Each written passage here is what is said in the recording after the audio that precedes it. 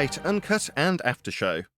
I'm your host Nathan Oakley, and if you are new to this channel, or you've not done so already, then be sure to subscribe, hit the bell notification icon and join button if you'd like to become a Nathan Oakley 1980 channel member and keep up to date with the Flat Earth debate.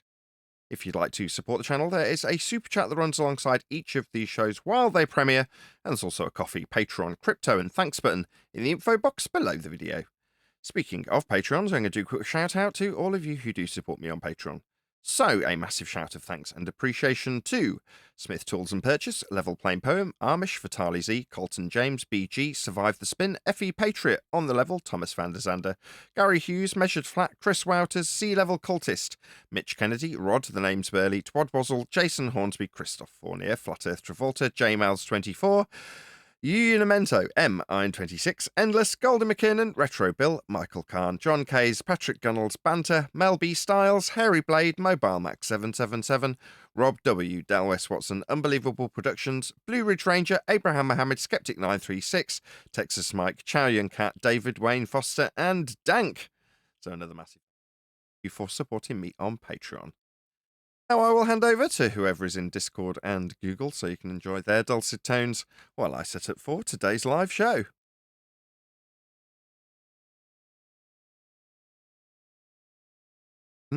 What did you say? What's the name of that microphone that I looked up? Microphone? I didn't know you were looking at microphones. What are you talking Yeah, about? you told me to look up the price. What was the name of that one Oh, again? mine, Neumann. Yeah.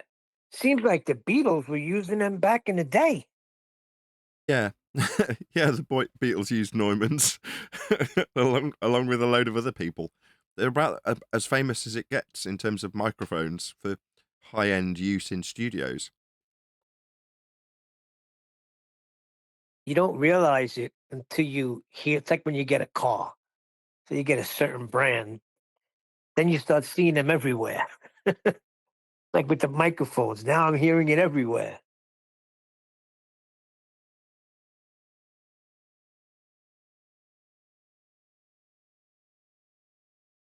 Yeah. Well, that Neumann sound is why I've just bought the most recent addition to my mic locker that I seem to be developing. So basically, the mic I like the most when I listen to other people using it on their voice is one called a U87 specifically. And every time I hear it, I go, yeah, that sounds perfect. That sounds exactly as someone's voice should sound when presented, recorded. I'm like, that was perfect. Then I found out that AKG nicked the circuit design one for one, copied it, and then partnered that with a capsule that is an identical replica of the Neumann capsule, but with a subtle difference. Say, the capsule has one piece of mylar in it that's half a micron instead of a quarter of a micron thickness or whatever. Just one subtle change to make it different to the Neumann so they don't get sued, presumably, right? And you can adjust for that characteristic in a mod that I've got Craig, the guy who comes on occasionally, click OK. I've this morning dropped off a brand new microphone, so it arrived yesterday, and I've taken it down to him this morning and gone, mod this and do this mod to it, and I've given him all the instructions and told him what part to buy. It's only one capacitor, and he's going to take off a tiny little capacitor, put on a new one, and it attenuates the high frequency to bring it back in line with the Neumann microphone that it is essentially a one-for-one replica of then or thereafter after the modification. So it's like, okay, so it's got a U87 style capsule. I say style because, as I say, they can't just one-for-one copy it and then churn them out. So there is a subtle difference. But the circuit in the mic is identical. It's a one-for-one copy of the Neumann U87 circuit, to the point where there's redundant circuit in the design that's not being used. And they've copied that too, because it's literally one for one. So you go, great. So I want that sound. And after Craig's adapted the mic, I'm really hopeful that it does actually sound like that. So my wife was like, because I haven't been exactly over enthused about it. It's not horrendously expensive, but over £100. And she's like, you don't seem very excited about it. And I'm like, I'm not. I will be when it comes back from the modification. Then I'll be excited about it.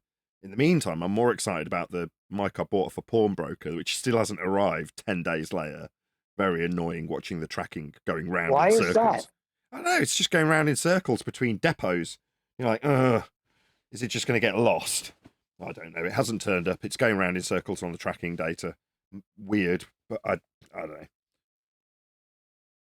So you're going to jailbreak the mic to make it a Neumann. Yeah, it is. It's a one-for-one copy of the circuit, and the capsule is the same style capsule as actually used in those Beatles mics. So it's a U47 that they're using with that clip-on, uh, what's it called? Pop filter. They've got like a metal clip-on pop filter on the side of the mic on these big tube mics, and yeah, that capsule is gone on to be in lots of different Neumann microphones, obviously all with different circuit designs. So the capsule plus the circuit design is what gives you the sound of the mic and the body and the style of the physical mic itself to a certain degree.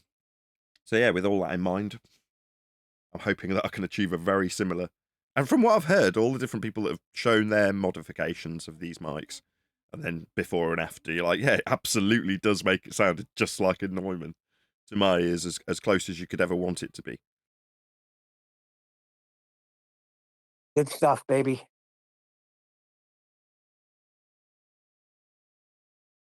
Unlike this mic, right? So this is a Neumann that I'm talking into now, but unlike this, which I will literally use daily, so therefore it's an expensive work tool, but it's a critical work tool, and I'm happy to spend a bit of money on it, if you know what I mean. Albeit with borrowing and stealing the money. Not stealing, but as a turn of phrase, that is to say, stealing stuff off people in terms of buying them off them dirt cheap to then turn it for a profit to get my way to be able to afford such a nice microphone. But the other microphone, the one I use on the iPad, or I've started using, and then realised it is actually more useful than I first thought. I don't want to invest thousands of pounds in a Neumann microphone for that job. It's like a couple of $100. Yeah, that's still a bit too much because, you know, once or twice or maybe 3 or 4 times a month, I'll use that particular rig to record on the iPad when I do an edited video, which isn't very often. I don't pump out edited videos all day. I pump out live streams and uncut and after shows, right? So this is my primary microphone and worth investing in a Neumann. The secondary microphone is a a cut up fudged Neumann. You know, it's a replica. What would you call it? A clone, I think is the word. A knockoff? Yeah, it's a complete knockoff. It's not like it's got a shitty badge on it. It's an AKG. It's a decent microphone. So it's not like it's a crap microphone to begin with. But it's a mic that has literally stolen a 1980s Neumann design circuit and then partnered it with a Chinese rip-off of the Neumann capsule. You know what I mean? Someone's got it and gone, hang on a second, Neumann circuit, Neumann capsule. What do we have to do to turn this into a real Neumann in terms of how it sounds? And some geek has gone, you just need to change this one capacitor, and it attenuates the high frequency in such a way that it brings it right back in line with the Neumann.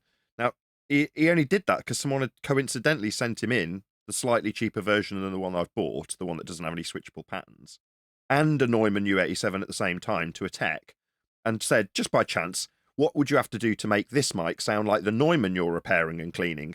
So by chance, this tech's then done a frequency sweep on the Neumann, done a frequency sweep on the AKG and gone, let's have a look what inside I can fiddle with. Oh, right, it's really close to the outside of the mic on the circuit board. It's really easy to change. Let's see what happens when I change it. Oh, it is now exactly the same as a Neumann. So from then on in, there's a whole community of people that have taken this particular mic, it's called a Perception 420, and modded it with this capacitor to make it into a U87. Very cool. There's, like I say, there's a whole back community of people like, oh yeah, we're well aware of our way of getting a cheap U87. And there's loads of them, and they're all like, yeah, well, I use that mic on everything. And you're like, I want that mic for a couple of $100. And thanks to Craig, hopefully, if he doesn't destroy the thing, which is a chance, you know, it might destroy it, he is modifying it, it might break it. And I accept that, you know, risk. But if it doesn't and it comes back and works, it should sound glorious on my edited videos. I think it'll be okay. Well, I would hope so. He's working on things that are much harder to work on than a mic. It is small components, but, you know, and admittedly he's working on similar size or smaller when he's working on laptop surface mount components on, you know, motherboards. Well, it's similar. It's not the same, But ultimately, in terms of how difficult it is, I wouldn't have thought it was much of a challenge to Craig, although challenging someone like me. Listen, Nathan, one click and it'll be okay.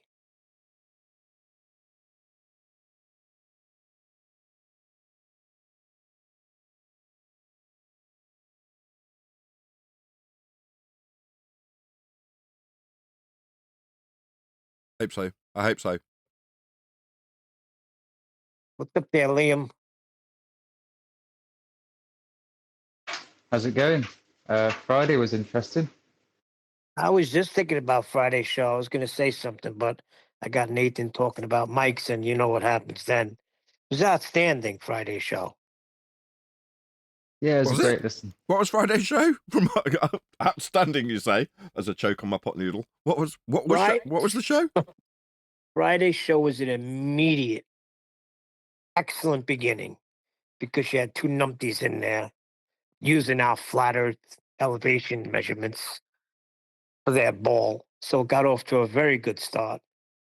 Then in the middle and towards the end of the show, you had the guy coming in, a moderator, reprimanding you. Then that whole stuff spun off with Barikwa and them. It was just a great show. Yeah, politics is ace, isn't it? Yeah, then in the middle of that, you got your well, you got your Jamaican character coming out. That was great, man. I was listening to that this morning. I was dying.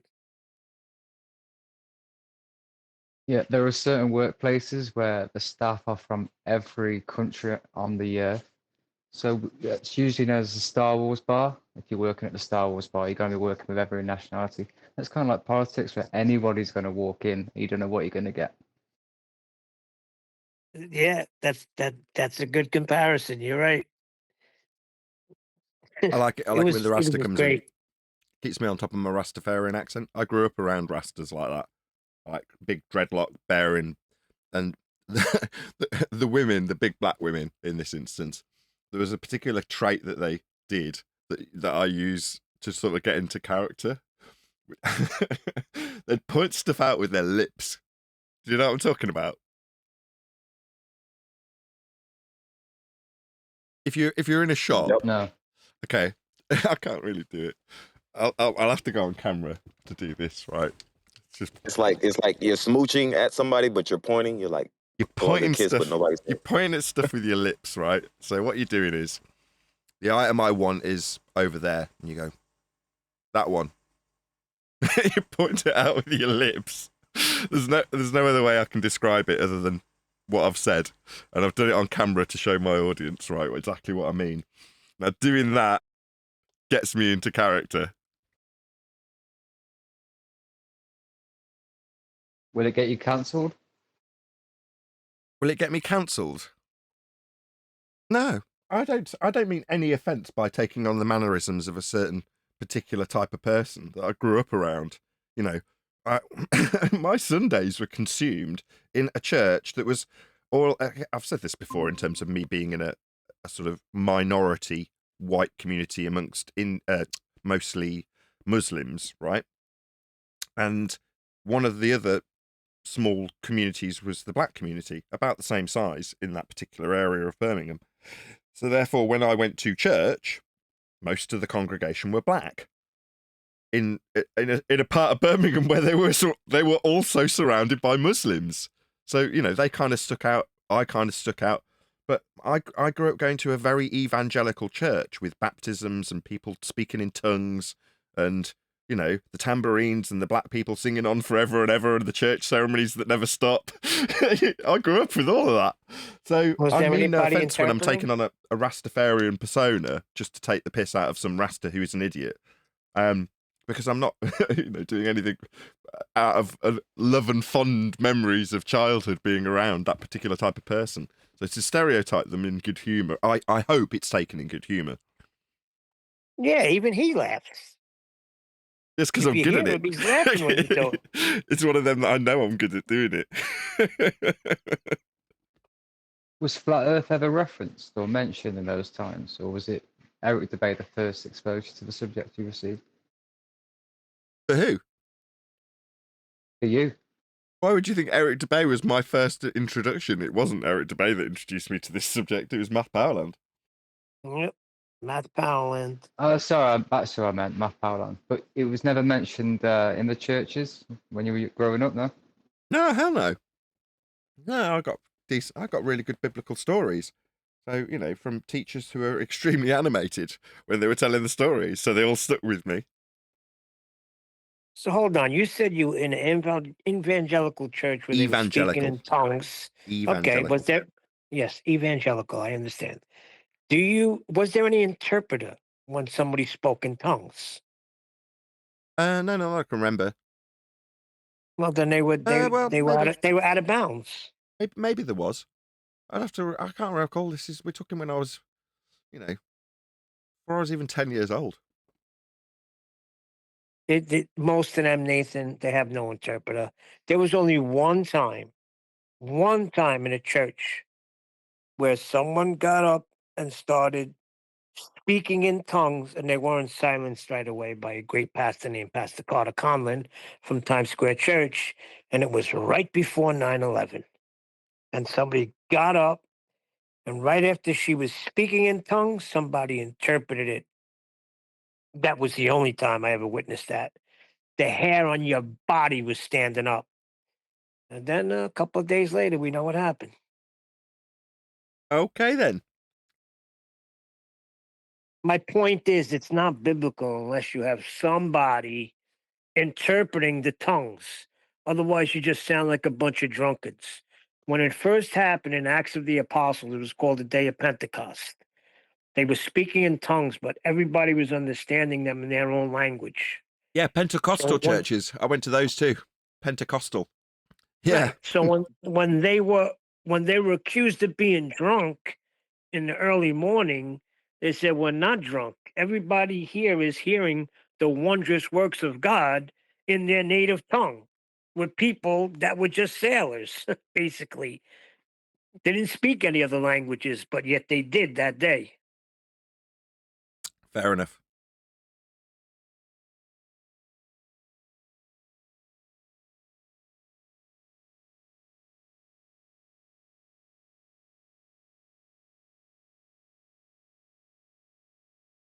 Oh, Nathan, there's a hilarious anti-flat Earth video in Master B if you're interested.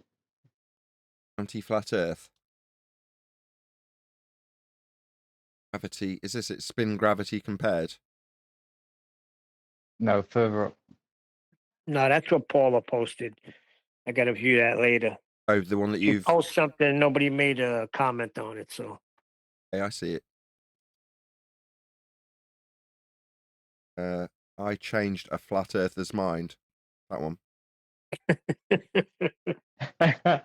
He was a flat earth believer, we know that. That the one, though. Yeah, that's the one. Got ginger. Yeah. Mm, Oh, really? therefore is he protected?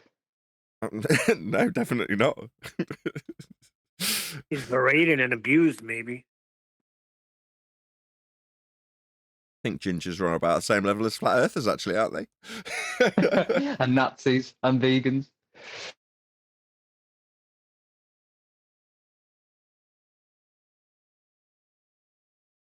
I've got something else to cover as well.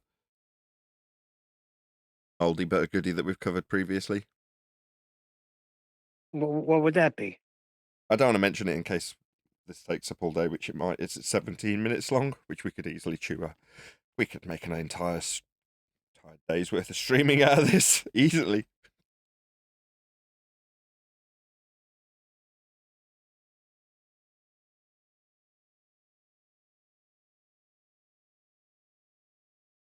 Okay, yeah, we'll cover that in the live stream. Right, talk to me yourselves. I've got to press buttons. Speaking of pressing buttons, I thought Tent was going to join a little more. Maybe it's still not time, but I thought he was going to come in a little bit more than he does.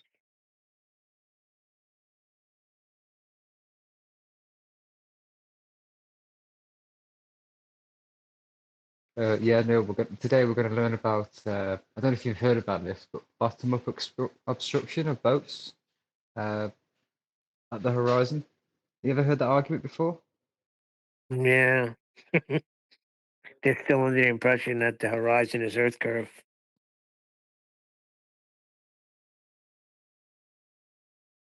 There's a great moment where he says to the flat earther, he's like, so if the Earth is a sphere, then here's our radius. And he points to it drawn on a diagram on the board, on the whiteboard. It's like the good old days. Beautiful. Yeah, but let me tell you something. We fell hook, line, and sinker for that for many years. Whistled right past the flat Earth measurements.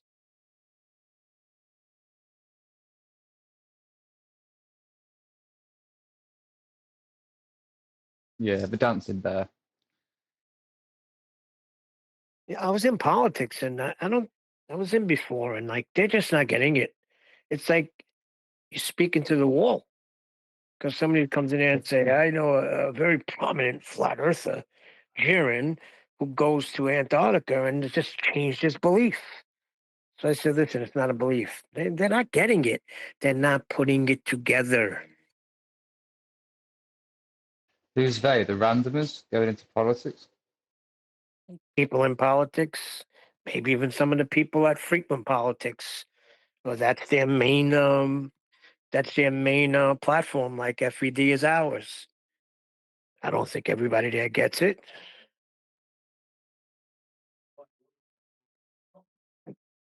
Once you start entertaining somebody when they're talking about belief, then they're not getting it either.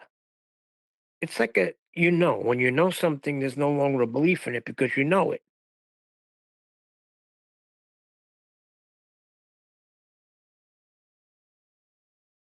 Yeah, I spoke to a guy recently and he asked me if I believe about flat Earth. And I said, well, belief is acceptance without evidence. So you're asking me if I accept without evidence something, which is a bit disingenuous. And he went, yeah, yeah. Well, what about this? Do you believe that? Like, completely whistled past what I'd said to him. That's my point. That's what I'm saying. It's like, are you hearing what you're saying? And you get frustrated. I wind up leaving. I'm like, oh God. See you later. Fight on with this German guy.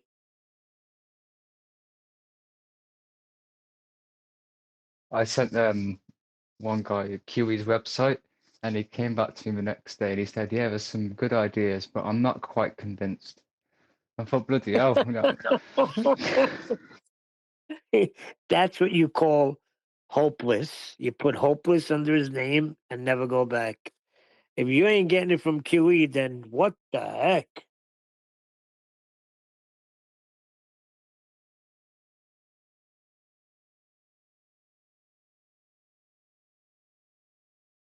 I'll never forget one engineer I spoke to.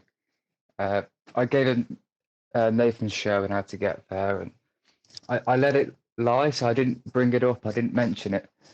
About 6 months went by, and I thought, right, he hasn't mentioned it, I haven't mentioned it, but I'm going now. I'm just going to ask him, when it comes up. So when I saw him, I asked him, I said, oh, how are you getting on with Nathan Oakley? Did you check him out?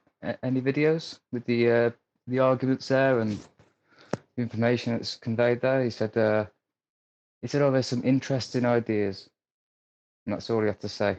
And I thought, what a prick. Interesting ideas. What a disingenuous thing to say. Basically, they've taken my boy away. I don't like it. Yeah, it's, So, it's, it's the yeah. worst thing you could say, idea. There's not one idea about it. Laying down facts here. Personally, I don't see what the issue is. What's the issue? Is it because all 90% of films have a globe in? I don't get it. Yeah, I don't either because you know what? I enjoy those shows. I know it's a bunch of bullcrap, but I still like watching Star Wars, the originals, and maybe Revenge of the Sith. I still like watching Predator. I don't mind watching Star Trek. It doesn't affect me in that way. I think it affects people because they want to hold on to this fantasy like one day it's going to be a reality.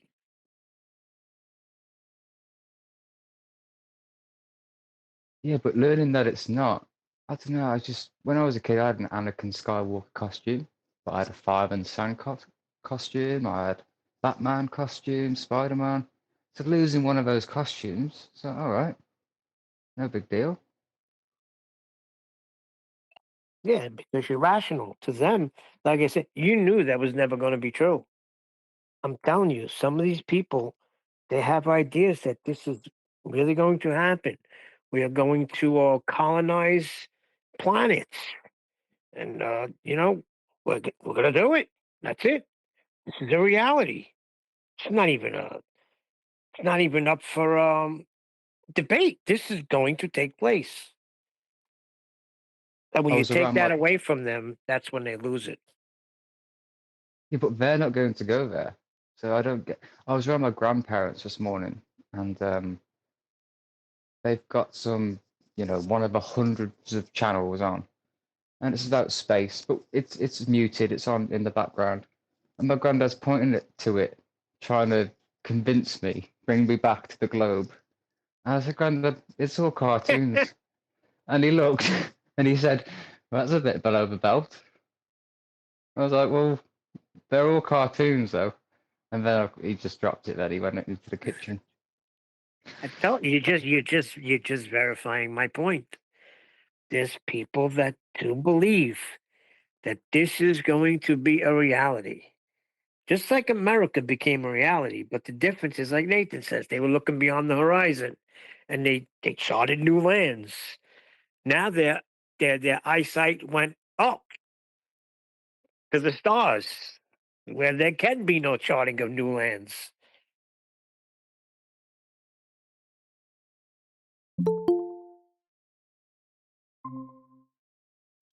Last guy in, first guy announced. Unbelievable.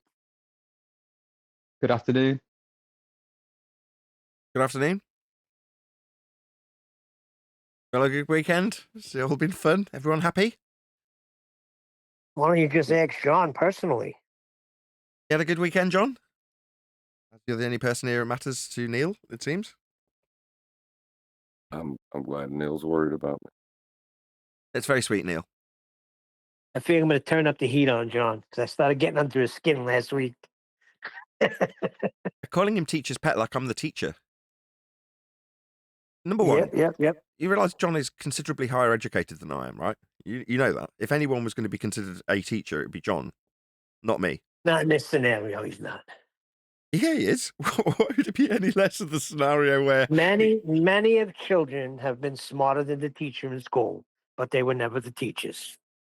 that was a backhanded insult if ever I heard you? Is it accusing me of being smarter than you, John?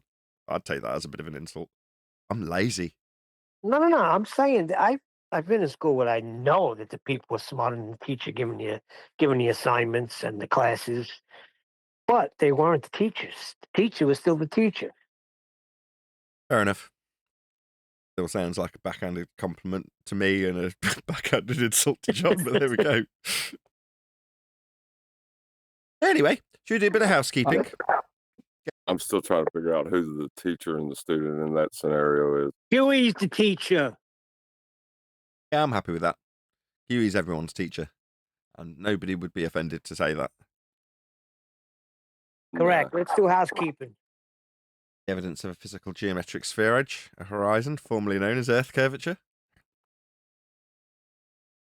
Refraction. And then it's not an Earth curve if it's refracted.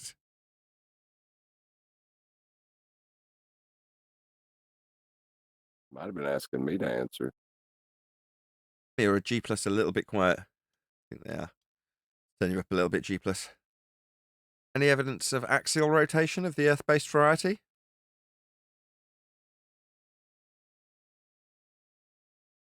Dancing bear.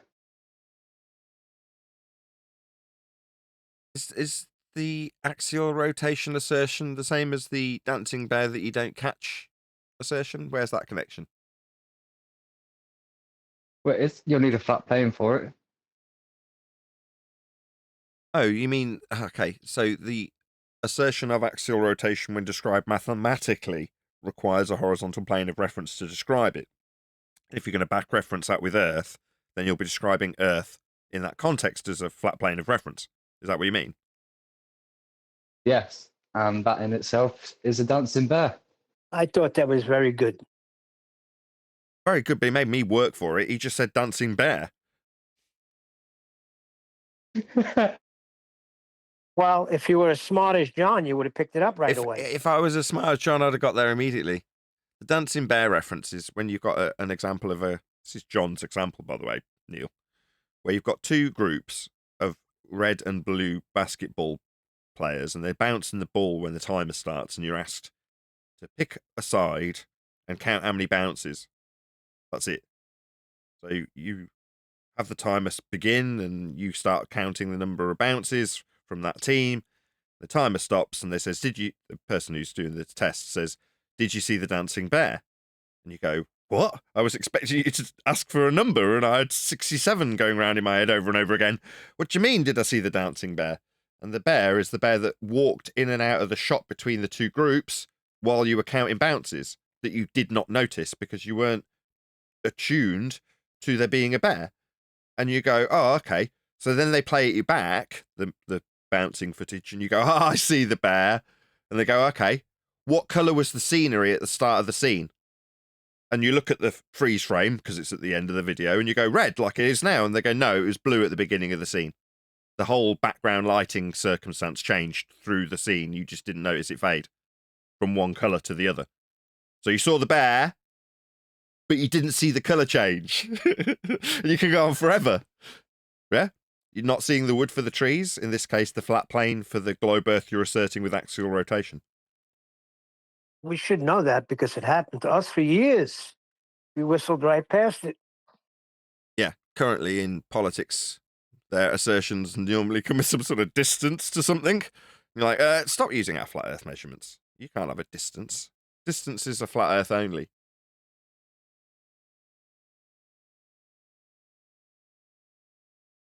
Any scientific evidence of gravity? Might as well throw them a bone. Did you cover why distance is flat Earth only? One more time. I had flat Earth only. Did you cover why distance was flat Earth only? No. I was waiting for somebody to pick up the reins, but we're in housekeeping. Okay, because it uses a Cartesian plane or a coordinate system.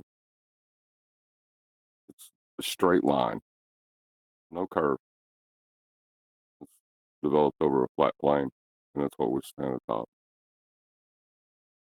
Yeah, so don't use miles, don't use kilometers, don't use inches. All of them will require a flat plane. Can't have that on the surface of a globe. No. Distance is a flat Earth. They're ours, not yours. So, bow before flat Earth if you're going to use distance measurements of anything, ever. People are like, "Oh, show us your flat Earth measurements." All of them. Always.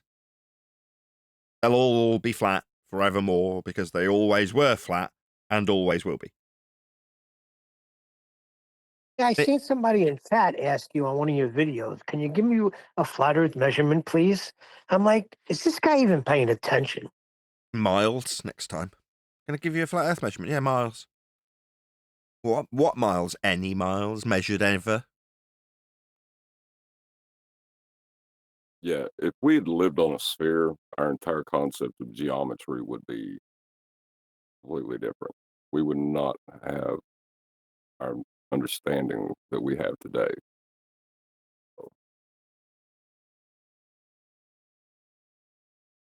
I don't think they're getting it.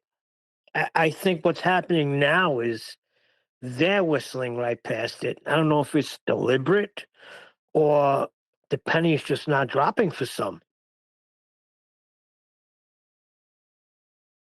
Well, makes one sense. gentleman asked me, what happens if the road you're driving on is curved?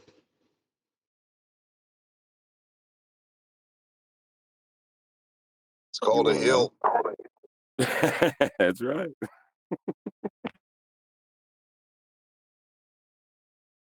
Yeah, when presented with some pretty basic concepts, which is all we're dealing with here, right? It's not complex when you talk about linear distances, Cartesian grids, anything like that isn't complicated when you break it down.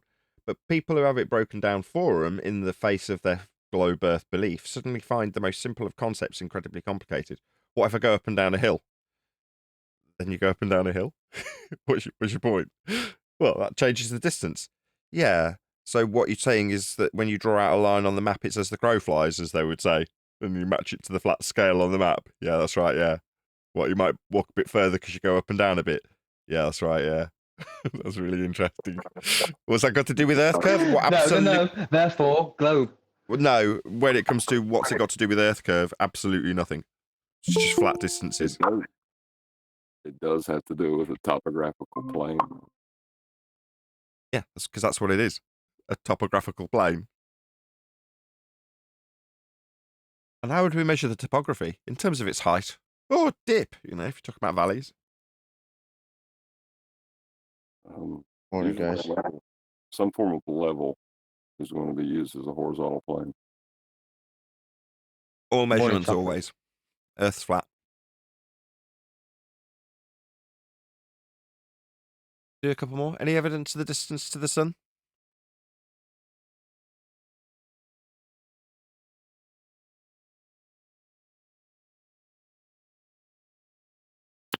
Distance? How are they going to get distance? Like, You'll extrapolate out a few flat Earth distances and they'll turn into radial values on a flat circle. And then you can make that spherical, put it into an orbital motion, scale Venus with an assumptive Earth radius, Bob's your uncle distance to the sun. but those distances are still planar in nature, right? That's correct. Yeah, they're screwed. Yeah, I didn't mention that you'd need a flat Earth to do all of that, but that is the case, yes. 50 people watching, or just over 50 people watching. Please share the show. The only reason we've got 50 people watching is because there's a loyal fan base of people who like flat Earth debate and do share it typically when they get here. So massive shout out to all of you who've already shared the show, undoubtedly. But if you haven't shared it, please share it. It's 2 clicks, and you can put it on your favourite social media platform, Bebo or MySpace or whatever it is you kids use these days, X or some crazy names. Please share the show. We have a video that we're going to cover today, suggested by Liam. And, as is always the case, please let this videographer know. At Nathan Oakley 1980 sent me with a polite comment that doesn't immediately get eradicated by the YouTube algorithmic bots. Horrible. Or the videographer themselves, if you happen to be passive-aggressive in terms of your messaging, this particular videographer. But please let him know either way. At Nathan Oakley 1980 sent me with a polite comment that just alludes to the fact that we have covered their video, given that they are specifically covering Flat Earth in regards to I Changed a Flat Earther's Mind, which is the name of this video, by Jack Gordon. So please let Jack Gordon know at Nathan Oakley 1980 sent me, and in that format, exactly that, at or at sign Nathan Oakley 1980, all one word, sent me. That way it'll hyperlink this channel in the comment. As the case with anything that wants to be algorithmically shared around, I'm sure even if you've got lots of subscribers, as Jack Gordon has, comparatively to us, you still want as much YouTube algorithmic love as is available. So I'm sure he'd be appreciative of the comments that you're going to send his way when you toddle along, and let him know at Nathan Oakley 1980 sent me. And as I say, there is a link going by to his video in the live stream chat, which is up on screen as well. So I'm not just saying it for my health. If you are amongst the 55 currently people watching in the live stream, please do pop along to his video to let him know that we're covering his video. Hopefully, he'd do the same for us if he was to respond to what we say here today. That is to say, if he was to cover a video saying Nathan Oakley, a flat earther, wasn't in any way changed in terms of his mind when it comes to flat earth after watching my video. What gives? He might want to do exactly that, and hopefully would put a link to my video in the same way I'm putting a link to his. I think that's enough of a beginning to end period to let people actually do this from the live chat and get back to me doing the exact same call to action they were hearing when they toddled along. So hopefully a few of you will actually do that. With that, is there any comment before we do actually get into it proper about this video, this videographer, or anything that's related to it? Just a mic check. Good morning. Hey, Chocolate. Morning. Anything else, though, about the video specifically? Or does anybody know who Jack Gordon is? Anybody subscribe to Jack Gordon? No, but he's got a thing for flat earthers. So, and it's typical stuff. It's Groundhog Day for us, Nathan. He's got a thing for flat earthers. What does that mean? He likes to think he can debunk us. Oh, okay. These things tend to be projection, as in their pain when it comes to flat Earth has to be immediately projected out with a load of crazy numpty questions that they probably ask themselves and then project onto the flat earther that they create as an opponent. So I would imagine if it's Groundhog Day, instead of studying the world and how it's measured, he's going to be talking about the group of cult-like people he calls Flat Earth, which are flat earthers and their crazy views on this and that and the other. Am I right? A little bit. We're going to be spending a bit of time at the beach today. So we've got that to look to. I've got my bucket and spare ready. Oh, right. So is it about the physical geometric spheroid horizon debunked by the Black Swan in 2020 that we'll be addressing? Bottom-up obstruction. Have you ever heard of that argument before, Nathan? Yeah, 2020. If the Earth was a sphere with a radius of 3959 miles, then every distance to that horizon or geometric obstruction, as you phrased it, could be no more than 1.22 times the square root of the observer's height in feet as laid down in Earth curve maths. Distance to horizon in the Black Swan, 5-year-old argument. Beyond the limitations of an Earth sphere with a radius of 3959, therefore the Earth is not a sphere, the horizon is not Earth curve. So let's just dispense with this argument before we even get to it. Well, how is he going to have the argument when the horizon is where surface level appears to meet the sky, creating a horizontal? Precisely. Wait, are we going back to boats going over the curve? Is that what we're doing? Yes, that's what we're about to do. This is an actual flat earther. Let me prove it. Do you actually believe the Earth is flat? Yes. That's true. But by the end of this video, that may not be true anymore. See, straight off the bat, we're into a problem. Whether or not the guy believes it's flat, and whether or not he is telling the truth when he states that he believes the Earth is flat, is inconsequential and irrelevant to people like us who know the Earth is flat.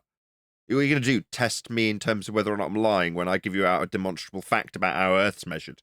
So if I say miles are flat, what are you going to do? Put a lie detector on me? It's not up for question whether or not I'm bloody lying about it. It just seems so stupid and absurd. But that's what it's all about, isn't it? Does this dickhead believe Earth's flat? Yeah, this dickhead believes that. You're really going to go there? Okay, what are you going to do when I turn around and say, who cares what I believe? Doesn't matter what I believe, Earth's measured flat. In every single respect that you will ever throw at me in all examples ever, Earth will be flat. You're going to test me about whether or not I'm lying? How absurd. But that's what this is about to this guy. Whether or not people believe in their belief in flat Earth, to the point where he's going to stick a lie detector on a dude. I would suspect that even this is bullshit, totally staged. There we go, that's just my opinion. Because we've planned the most elaborate, large-scale, and extensive experiment to prove... Experiment? Well, you're a clown. You don't know what an experiment is. You're looking through a telescope. Do you think looking at stuff is experimentation? You're having a look at stuff. You idiot. Do you think you're performing experiments when you go to the optician to get a pair of bloody eyeglasses? Oh, I put my eyeglasses on. Wow, this is experimentally valid. Because I'm looking at stuff through a lens. Are you a clown? You have no idea what science is. This is an insult to us. Prove the Earth is round without a shadow of a doubt. Then we're going to lie detect him again. Hold on, he had some maths up on screen. I'm no doubt that he's going to get to him in the video, but we might as well just see what he flashed up and see if we can debunk him within the first 20 seconds of his video based on what he put up on screen. That may not be true anymore. Because we've planned the most elaborate, large-scale, and extensive experiment to prove the Earth is round. There it is. Absolutely brilliant. Right, let's get into it. How long's this on screen for? Half a second? Let's have a little looky. Let's make it a little bit bigger, shall we, ladies and gentlemen? What have we here? Oh, no. He's deriving a right-angled triangle based on the dip from surface level, John. He's only gone and measured a flat Earth and then measured his eye level parallel with it to derive a radial value a la Al-Biruni. Oh dear, oh dear, oh dear, Ginger. You're measuring a flat Earth and the differential from surface level to eye level? Oh, what a clown. Man, did you think that we wouldn't, within the first 17 seconds of your video, not rip you to shreds as a ginger idiot? You've measured Earth flat with this formula, my boy. You needed to measure your height off surface level for your eye level to differentiate between the point that you claim is below surface level in the maths on screen. Oh dear, clown shoes. My name's Nathan Oakley. Let me introduce myself to you as the person who debunked your idiot's nonsense assertion of proving sphericity with a flat Earth measurement above surface level within the first 17 seconds of your video. What a dickhead. Oh, they would have gotten away with that 10 years ago. Not now. Dickhead, now you're going to get told off, you ginger twat. Don't use our measurements! How dare you assert that your height above surface level proves a sphere? You better get on your frickin' knees and worship at the flat Earth you measured. Because if you're going to derive a measurement of height above surface level to suggest that you're on a bleeding ball, you're going to have me telling you off, you stupid idiot boy! How dare you use our flat Earth measurements? Isn't this fun? I love telling off ginger idiots who think they're on a ball. Fun, fun, fun. Around without a shadow of a doubt. Then we're gonna lie detect him Shadow? You'll need a flat Earth for that shadow. I'm only joking. again at the end of the day to see if it changed his mind. Because it is hard to It's not about mind changing, dickhead. You have measured surface level and your height off it for a parallel eye level for the mathematics you derived an R value for in your maths that was on screen at 17 seconds. You measured Earth flat. You think I give a toss whether or not he changed this black guy's mind or not? I couldn't give a shit what he believes. I know it's flat. You just proved it to us, you dickhead. What are you now doing? I didn't need anything. I don't need the road trip. I already know the formula's going to measure Earth flat, don't I? Everybody here understand that we're going to be measuring Earth flat for this formula. Because if you deny it, his formula fails. Everybody understand? Is everybody clear that he absolutely unequivocally requires a flat Earth measurement of his height above surface level for the maths he's about to perform? Everyone clear? That wasn't If you believe rhetorical. in a ball, if you believe in a ball, you can't say yes because it's your acceptance of that. You can't move forward anyway. About the opposite. Is anybody unclear about how this dude is about to measure surface level and his height above it? Anybody unclear about how Earth must be flat for this to succeed? Is anybody unclear of the facts in this matter that this ginger tosser's about to go and measure Earth flat? Anybody unclear of that fact? Good. So, Ginger, my name's Nathan Oakley. We're only 23 seconds into your video and you've already proven Earth's flat based on your methodology. to prove that the Earth is round from the ground. It is. I mean, even if it was flat, there's hills and mountains and lots of What, the hills and mountains that will also be with respect to surface level when you measure the height of them? Yeah, so here we are, what are we at now? 29 seconds, less than 30 seconds into your video and you're talking about the heights of hills and valleys. Yeah, they're also measured with respect to a surface level that's averaged across the whole plane of the surface of Earth called sea level. They'll be with respect to that in height, in feet, linear, distances. Are going to be utilised in every aspect of what you do today, son. You're going to be using a flat Earth repeatedly, I assure you. curvy parts. The only way to see the Earth's natural state is to go through the water. You've never been to the ocean before, right? I haven't been to the ocean before, so this is a sight to see. I will admit, it looks a little bit flat. I'm not even gonna lie. There's a way we can test that. If you were to take a boat out to the horizon, we could agree that it would eventually disappear. What's the horizon? Anybody? He thinks it's Earth curved the way he's talking. No, we dispensed with that already, right? Before we even covered this. So for the audience, my audience's benefit. No. If the Earth was a sphere with a radius of 3959 miles, then every distance to the horizon, that's his alleged Earth curve, could be no more than 1.2 times the square root of the observer's height in feet. That height, that observer height in feet, that's off surface level. Yeah, I'll insert it into the black swan.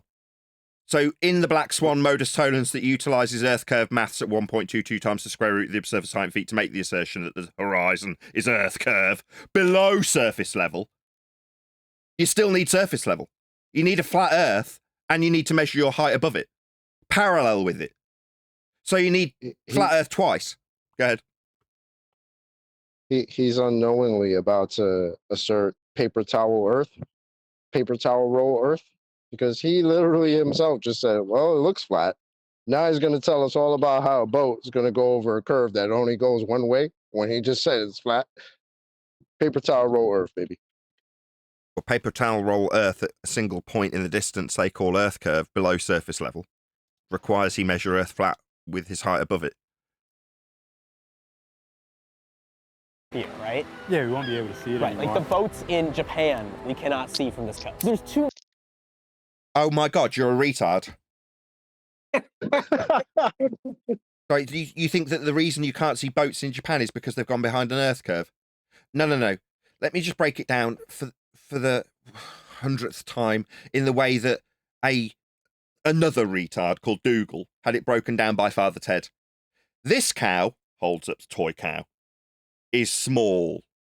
Those cows, points at cows out of the window, are far away. Yeah?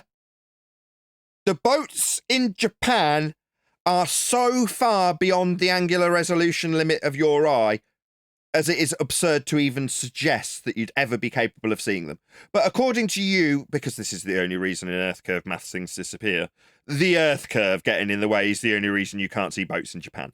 You are a retard. Hashtag shit shrinks. Two reasons that the boat might disappear. One, it could just disappear and Hashtag shit shrinks. You dumbass. slowly but surely vanish because it's too far away. Right. Vanish, like the vanishing point, kind of like perspective, you utter clown. It's not Earth curve geometry in an orthographic view at 1.22 times the square root of the observer sine feet. The distance to that horizon could be no more than 1.2 times the square root of the observer sine feet, because that's what your maths dictates, and we debunked it in 2020. Meanwhile, the maths itself requires surface level to be measured. You need a flat Earth for all of this crap, for you to suggest that horizon, by its own definition, you can't have one on a sphere either, is going to be Earth curve. It isn't. You're an idiot. Or maybe it's getting hidden behind. Hey. Hey, the other day you gave a citation for an elevation angle. Can you tell me that again? You again? One, I've got about 20. Oh, Even sustainable by design. Oh, that's Why? the We're not one. talking about Can elevation you angles. tell We're me talking that? about Earth curve geometry and the height above surface level that this ginger guy will be measuring. You understand that his measurement is off surface level. So there's two things I want you to acknowledge. One, it's a measurement. Two, we require surface level to be measuring it. Do you understand that? Yeah, that's why I was asking about Was that the yeah? citation. Was that yeah? I needed Was to that yeah? remember the Was that yeah? citation. Yeah, you understand he'll be measuring Earth flat. You understand that? Well, that's what I'm trying to understand with the citation. You're trying to understand. I'm going to give you one more opportunity to say yes, and nice and clearly. Do you understand that he is A, measuring surface level, and B, that is a flat Earth measurement? Do you understand? It's the third time. I understand that's how you measure it, yes?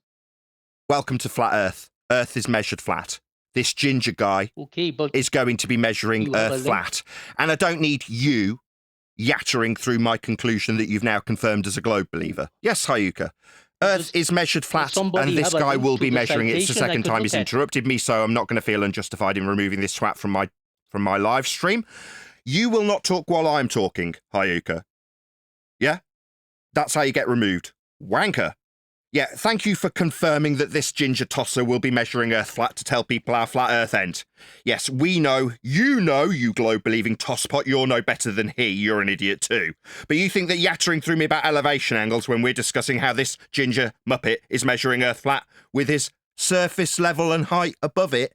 Yeah, we know he's measuring Earth flat. That's because Earth's measured flat. But plenty of dickheads who are in my audience seem to ask me on a daily basis, where's the flat Earth measurements? Yeah, this ginger dickhead's got some, hasn't he? Surface level, height off it. Yeah, even your own dickhead Hyuka knows it's a flat Earth measurement. He conceded it, then felt the need to rumpus me. Now piss off. We'll carry on with the ginger dickhead who's measuring Earth flat.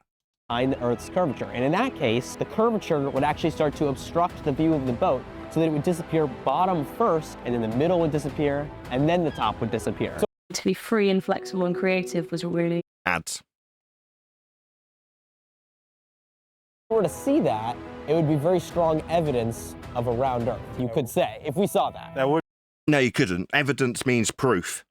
And you're measuring a flat Earth. So if this is evidence, it's evidence of what you've measured. Surface level. be Flat. the case, but I don't think that's what we're Just going to see. asserted We're kinda curvature. What just going to see it get further and further away. Oh, it's the curvature at 1.22 times the square root of the observer's height and fate as laid down in the geometric Earth curve maths that uses surface level, Neil. The one that we debunked in 2020 with the black swan. If the Earth was a sphere with a radius of 3959 miles, then every distance to that geometric limitation called Earth curve could be no more than 1.22 times the square root of the observer's height and feet, because that's what the Earth curve math says it will be. And the black swan shows that the Earth curve edge they say it will be is way beyond the geometric limitations that would have to be the limitation, because that's what the math says it will be. Therefore, it isn't the geometric limitation the math says it is. Earth is not a sphere, the horizon is not Earth curve, it's beyond the geometric measured limits that they say it should be. Meanwhile, when they say it should have geometric limits, those limits are below the surface level you will measure to get your height above it. So after measuring an Earth flat, you can assert there's a geometric debunked Earth curve edge below the surface level that you're measuring in an orthographic view in an Earth curve mass that this ginger tosser's appealing to when not appreciating how Earth must be measured flat to achieve that. That Earth curve, Neil. Nathan, I've heard you say that formula so many times. I'm going to ensure that it's on your gravestone. Which bit? That was a long old ramble about Earth curve and the physical geometric sphere edge horizon at 1.22 times the square root of the observer's height and feet, my friend. Oh, the formula. So we can't see it anymore. But you would need a very tall boat to do that, which is exactly what we have. And I Height of the boat will be measured off sea level, though, won't it? In feet. Even the height of this boat requires a flat Earth to measure. Idiot. Stop giving out measurements of things. They're requiring a flat Earth. In all instances, all of your measurements will always require a flat Earth.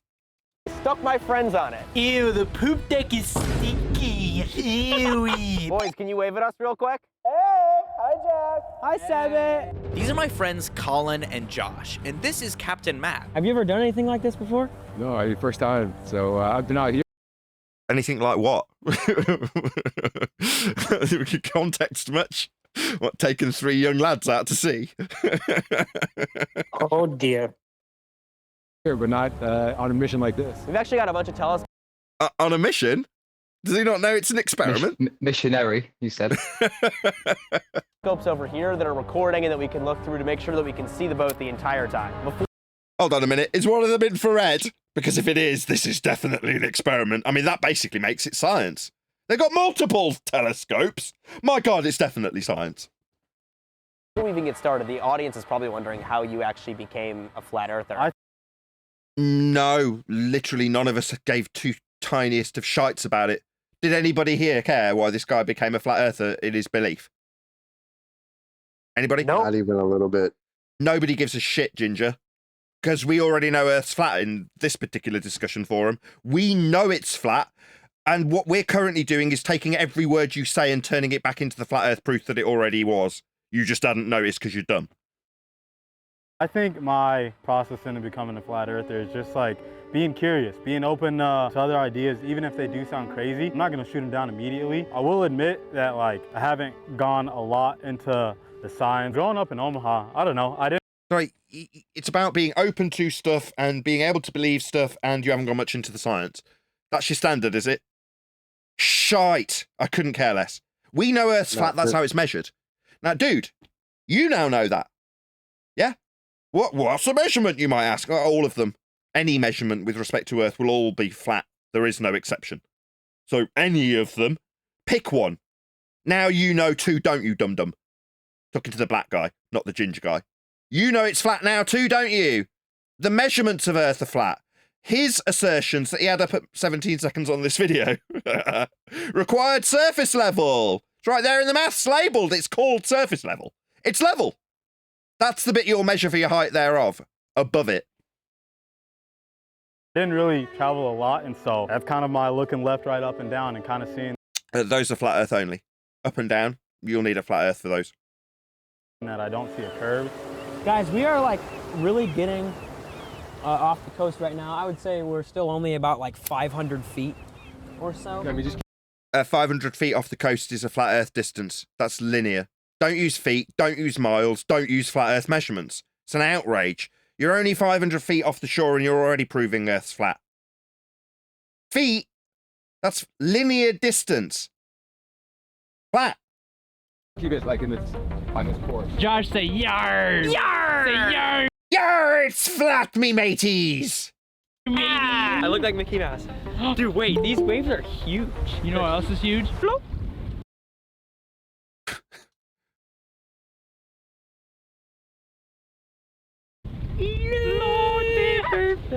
This actually isn't my first experiment with Sebit.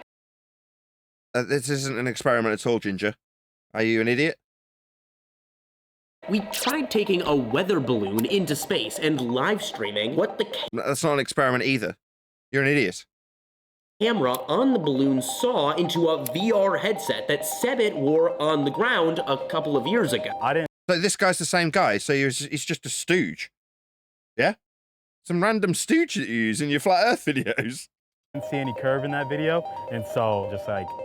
So what, you still here? You didn't see any curve in the video? Well, that sounds scientific. It's not even a measurement. You're just having a little look at stuff. This is the standards, right? I'll have a little look. I'll decide from there. Right, okay. How high did the balloon go? You'll be measuring that height off sea level, won't you? You'll need a flat Earth to measure how high the balloon went, or the drone went, or whatever it is you sent up into the sky. Reinforced the idea that the Earth could be flat. We interviewed some other flat earthers as well to potentially be in this video. The Earth is flat. I believe it's flat. The Earth is a flat stationary plane. But none of them seemed as open as Sebit to having their mind changed. There isn't going to be a mind-changing circumstance when it comes to Earth's measurements. How are you going to change my mind? I mean, seriously, do you think that you're going to show me you measuring the height of a drone off surface level and tell me, oh, look, there's a curve and we can have a little look at it? Really? Well, what about any measurements of it? Oh, right, well, they'll be at 1.22 times the square root of the observer's height in feet off surface level. So we'll need a flat Earth to assert that we can see Earth curve in an orthographic view represented by these here maths that uses a flat Earth to measure. Why would I need any belief change in that? There's no belief in any of the flat Earth measurements that you are presenting here today. Where's the belief come into this? Can somebody enlighten me? What belief? These people just, hey everyone, they just cannot handle the fact that people are leaving their paradigm behind. They just can't take it. This is why they're constantly at this. You can't let it go. We don't want to know about your paradigm. It's nonsense. You can live in it if you want. You can believe that that's what's going on. Off you go. But I don't want that man to do it because it's pathetic. The paradigm is pathetic. That's why they got this flat earther for this video, because this checks out for them, right? He just believes it. Yeah, preferred flavor. Proven wrong. He really is the world's chillest flat earther. And that's important because how chill you are is consequential to the argument in some way. Yeah, I'm not chill. I mean, I could turn it on in a heartbeat, but ultimately speaking, how chill someone is irrelevant. Go ahead. I'm pretty chill, but I know it's flat. I don't have beliefs. Yeah, talk to that actually the chillest.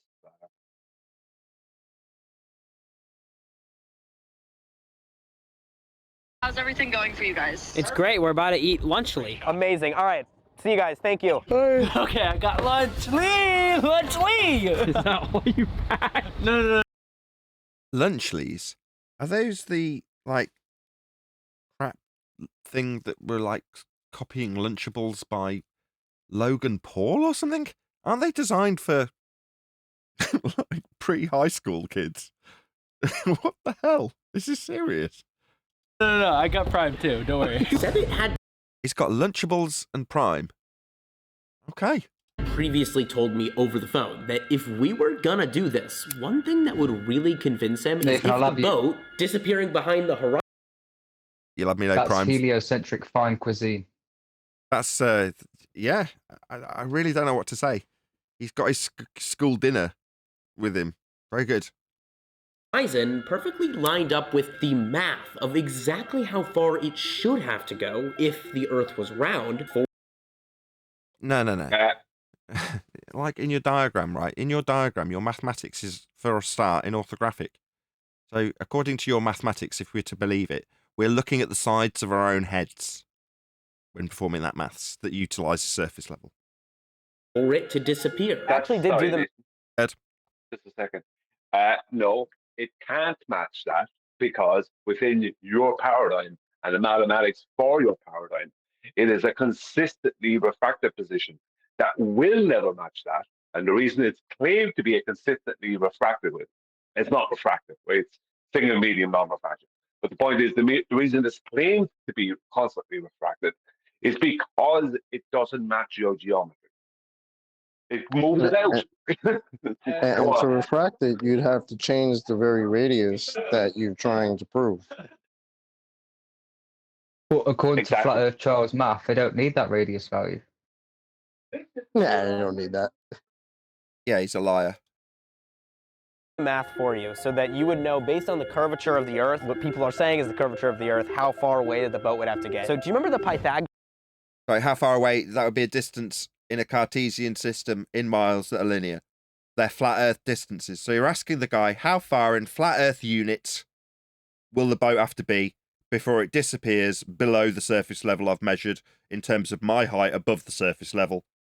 Because at 1.22 times the square root of my observer height off surface level, parallel with surface level, I can say that the linear distance on a flat Earth will be this before it disappears below an Earth curve in an orthographic view that's below the surface level I've just measured.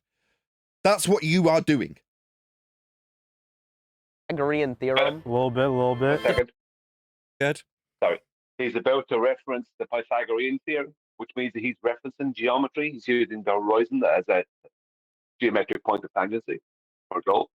So anything this person comes out with, right, you know for sure he's lying. This is not to us. This is the audience someone may hear this who don't know any different.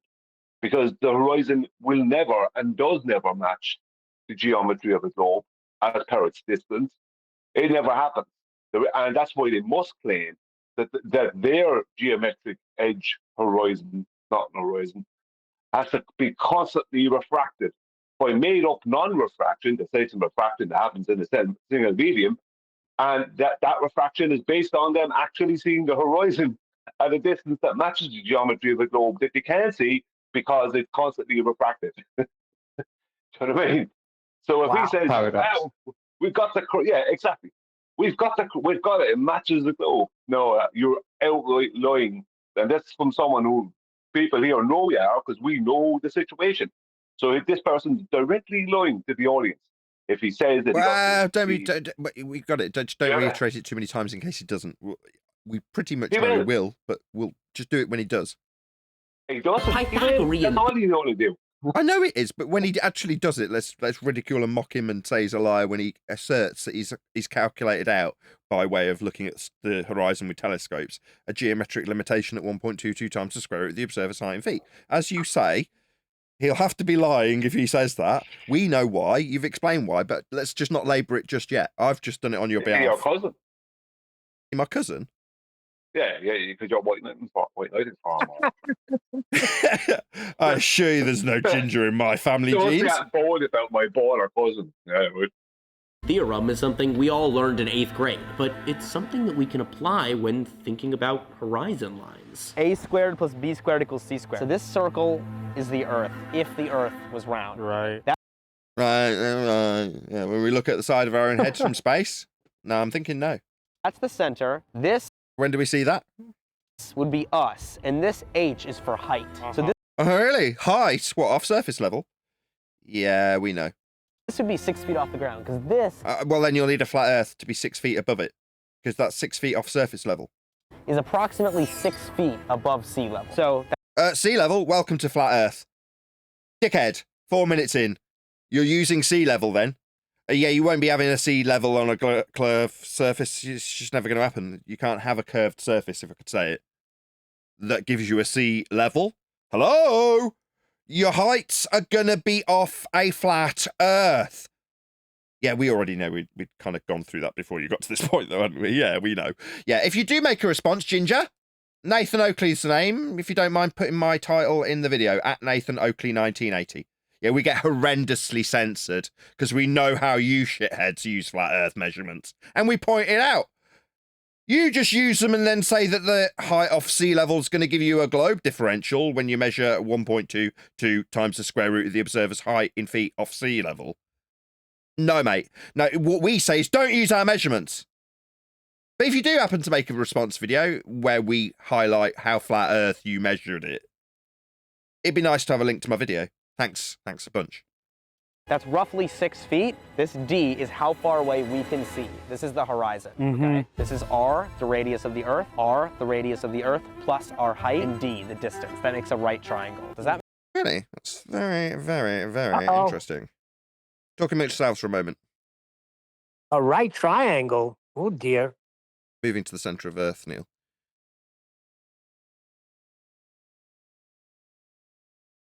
Talk amongst yourselves just for a minute. We'll all dig out some video. Brian, I think you're absolutely right to pin it out right when you did. If they don't, they're eventually going to.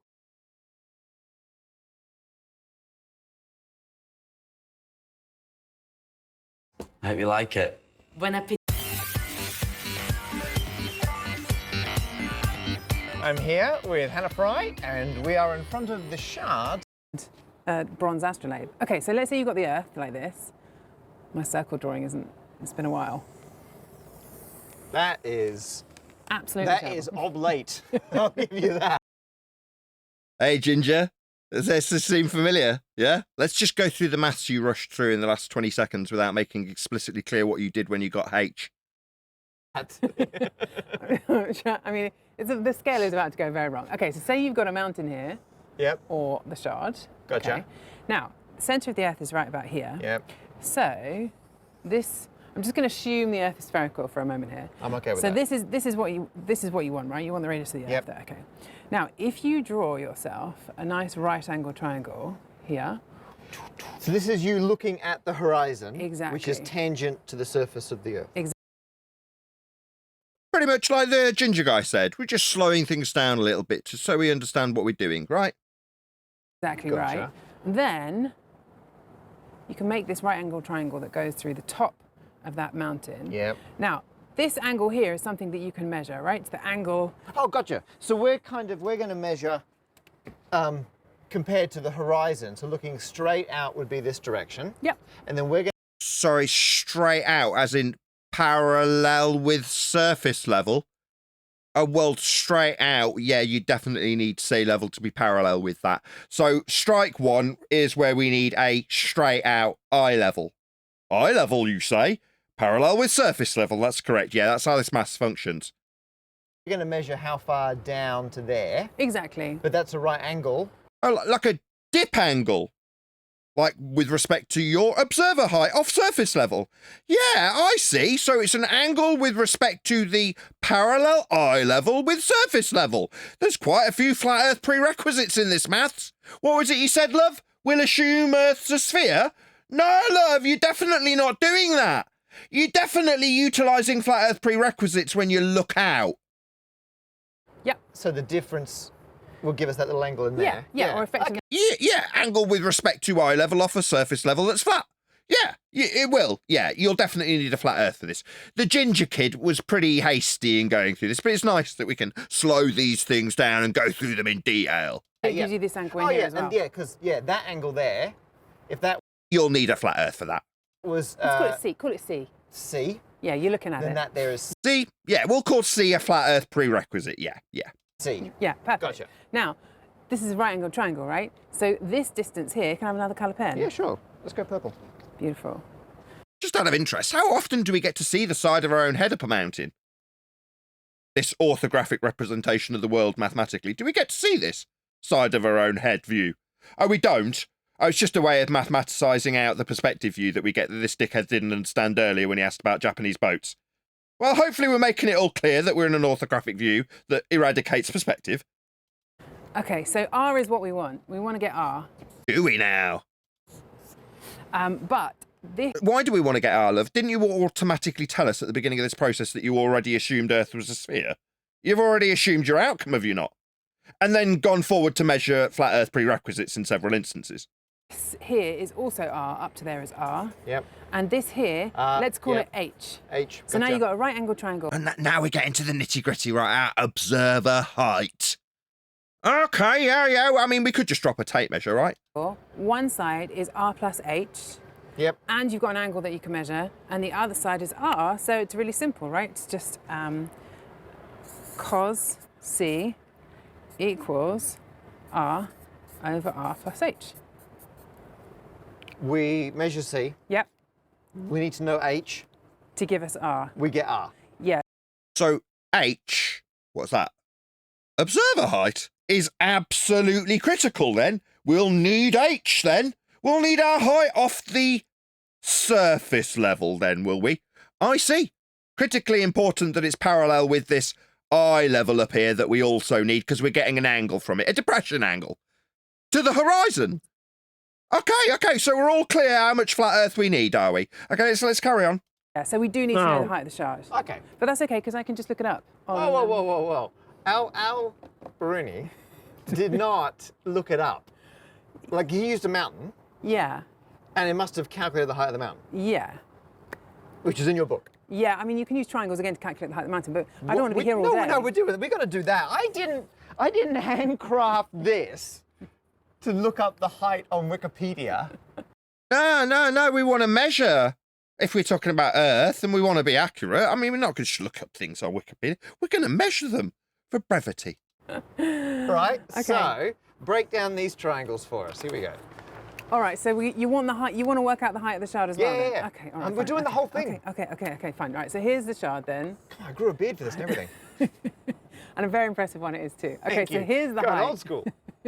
This is the shard. Yep. This is the height that we need, H, Yep. okay? We're close enough to the shard that the Earth can be flat. Gotcha. So now, Oh, yeah. this is the shard. Yep. This is the height that we need, H, Yep. okay? We're close enough to the shard that the Earth can be flat. Gotcha. So now, So let me get it straight, love. In order to measure this height off surface level, you must have a flat Earth to measure it. Yeah, we know. It was also true of the maths that you did earlier. You were taking a depression angle parallel with the surface level. So it was true of the maths when you assumed your outcome and said, I'm going to assume Earth's a sphere, and then went on to measure Earth flat, and then you measured Earth flat. Now that you're getting the height of the mountain, it's explicitly clear that Earth must be flat for you to do this. Yeah, it's the same for the Ginger Kid. He also uses a flat Earth prerequisite in several instances. He just doesn't declare it. He seemed to infer that this could be used to change someone's mind. I don't know about my panel, but this is definitely convincing me Earth is being measured flat, because it is. Anybody unclear about how Earth is being measured flat here for this example? Can I ask a question?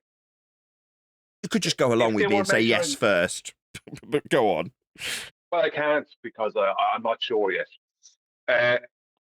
If, let's just say they were 100 miles away from, let's just say, a big mountain like Mount Everest, and they were taking the angular size of Mount Everest from that elevation that they already would have gained by a flat Earth, I think, and that angular size matched its actual size size, or they knew the actual size and the angular size matched their direct horizontal distance to the mountain. Is that, are they saying are they doing the same kind of thing? They're just measuring an angle. So, but just ipso facto, because it's an angle measurement, it's a differential, because they're going to back away from the mountain and then measure the difference between the two angles. But ultimately, you still, for both angles, require a flat baseline. It's a prerequisite. You can't have it be an angle unless it's flat. So are you saying that it's a globe angle? Because I'm not sure. You having me on? What's going on? They're not going to give me a yes. No, I'm not saying it's a globe angle. There's no such beast, Brian. An angle's Then just that's an a angle. problem. It's just two lines, right? You know what an angle is, right? Two lines. Well, no, it's 3 lines for an elevation angle, which is what they're talking about and what I'm talking about. In either event, one of them meant curved. No, that's what I'm asking. I'm asking, is there the fact? I'm asking, you know, the way they might do that with a mountain far away, like 100 miles away from Mount Everest, and they might do it with the Shard in London from whatever, a kilometre away. I don't know. Is that the same kind of thing? Like, is that, so what you're saying, Nathan, is that's not happening on a globe? Yeah, well, I mean, I don't have to say it's not happening. I could say it's not happening on a roast chicken, but that's not what I'm doing. I'm just describing what it actually is doing, which is measuring the surface level as flat for an angle. That is what they are doing. What they're not doing is racing cars, digging up the road, flying, or measuring a globe. There's lots of things they're not doing. What they are doing is measuring Earth flat for an angle. Because this guy online called Brian's Logic, he did this video only recently about how they measured the height of Mount Everest with an elevation angle. I saw that. Particular elevation. Very good video. Away.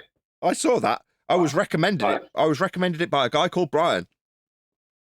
Oh, good. Yeah, he's a good guy. That very guy, good Brian, guy. is pretty cool. But he was pointing out how the Earth has to be that's proved without a doubt that the Earth is a flat plane. I just saying, I didn't know if that's the same thing as they're talking about. Anyway, I won't hold up any more time because you want to get back to the video.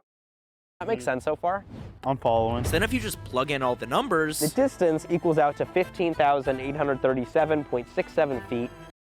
A linear distance on a flat plane. That distance. Stop using our flat Earth measurements. It's really irritating. Or that converts to 3.0 miles. So yeah, you'll need a flat Earth for miles. if you look it up, most people will say when you're standing on the beach, you can see about 3 miles to the horizon. And that's based on this map. So 3.0 miles away is the end of where we can see the ocean. So Right, really, why is it that when you suggest the limitation to our view, you show a side-on view of a globe cartoon? We don't see orthographically. We don't see the side of our own head. We don't see the side of the 3 miles we look at. We just see things in the distance getting smaller as they get further away. But because your math spaces its hijacking of perspective on an orthographic view, you've shown the example orthographically and suggested that we see miles from side on. That's stupid. at 3 miles, the boat will be... One more time. The shout out to Paper Tower Roll Earth. on that line. The boat will be sticking up like this. So you'll still be able to see it. Now, how...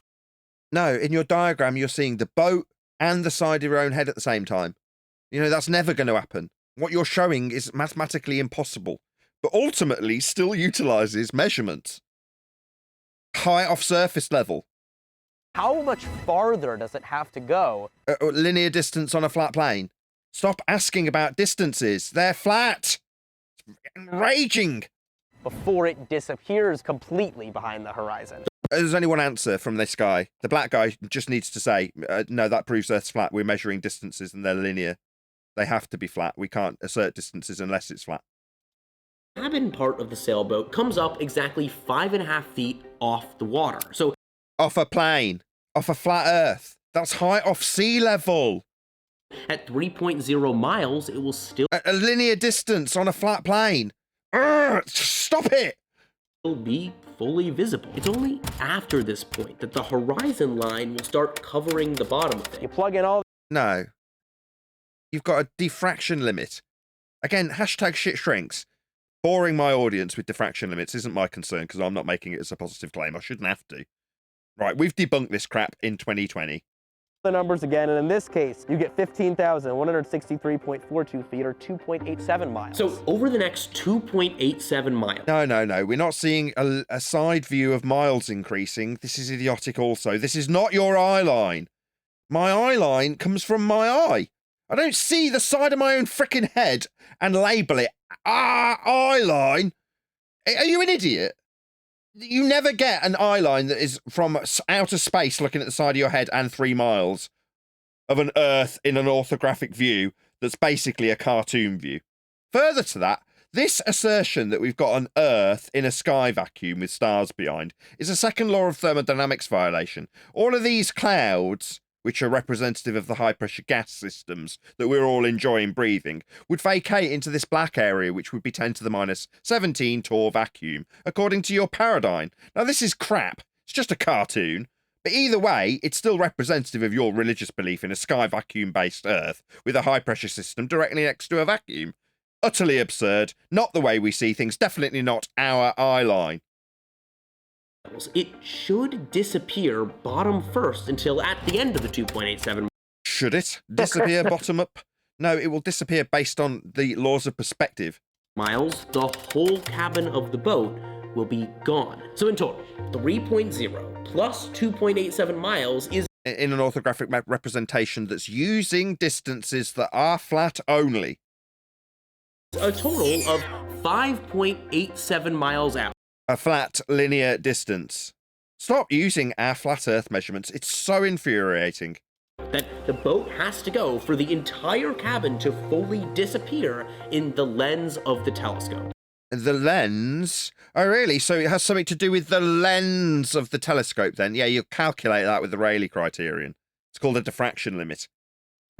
Which is exactly how far out Captain Matt is heading to. How's everything going? Really? Are you going to give us the diffraction limit of the lens? Where's that? You know, the lens won't see forever. It's not a shit-for-brains retard ginger tosser. It doesn't think this cow here is only small because, what, it's on the edge of Earth curve. No, stuff gets smaller into the distance, and how small that distance is dictated by the lens. In this case, your telescope. Go ahead. But why would it have anything to do with the lens if the only reason that anything disappears behind the horizon is Earth curve? No, that was just the assertion of this shit-for-brains ginger dickhead. No, he doesn't understand that the lens itself has got everything to do with how we see things through it, and that lens can be calculable in terms of where things will disappear for it with the Rayleigh criterion and the diffraction limit. Now, this ginger dick has gone to an orthographic view and labelled a line that is side-on to your own head as our eye line. That just makes him a spastic. Let's be honest. He doesn't know about Rayleigh criterion diffraction limits for the lenses that he's using in his quote experiment. It isn't. He's an idiot. Like a complete idiot. Is it all going well? Yeah, we're making good, decent progress. How far out are you guys going? Like, what point into the ocean are you guys going? How far on a flat Earth in miles out are you? Going how many miles away? 5.87. Yeah, called it.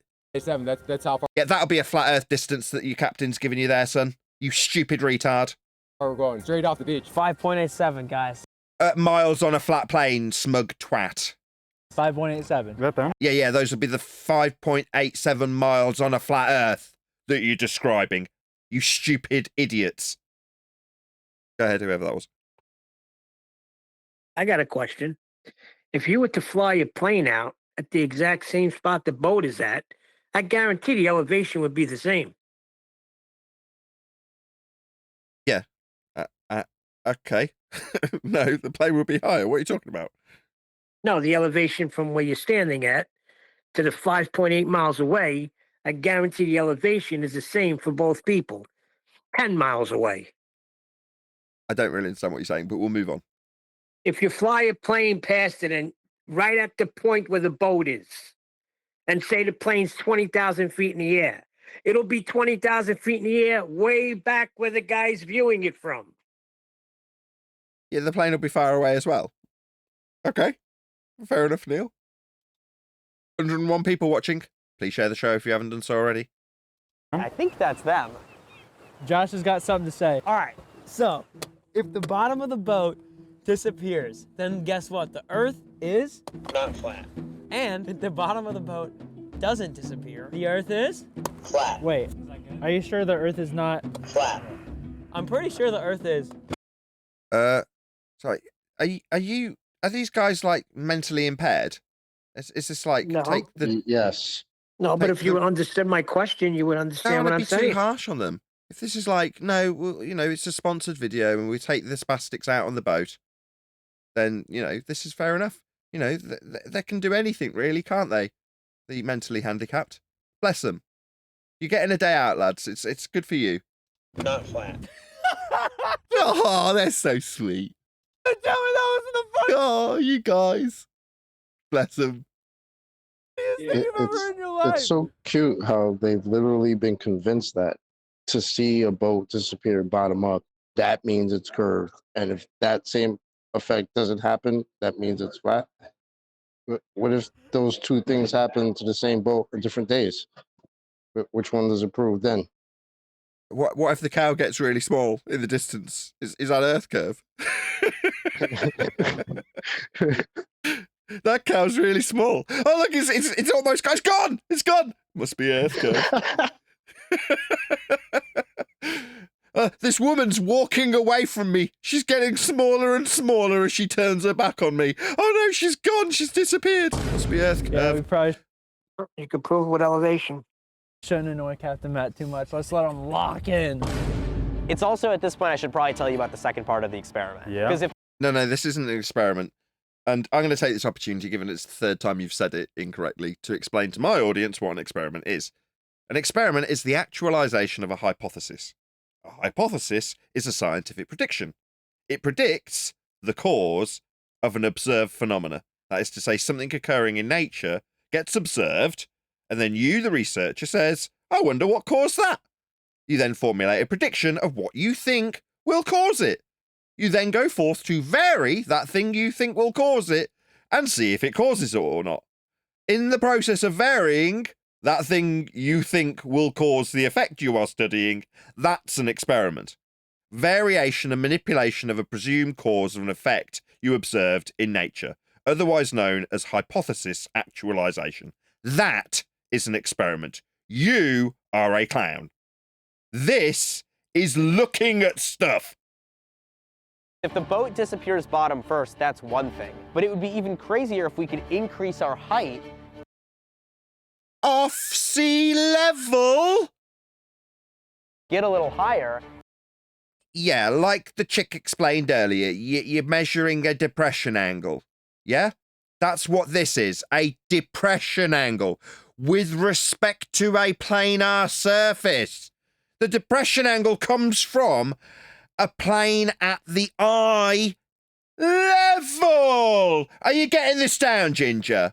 You'll be measuring a flat Earth for this depression angle, parallel with surface level.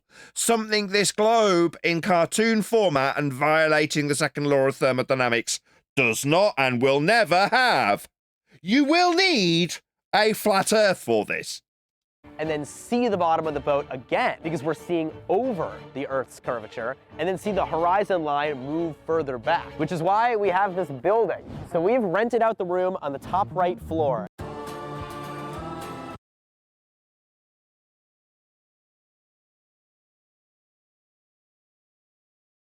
Unskippable, lads.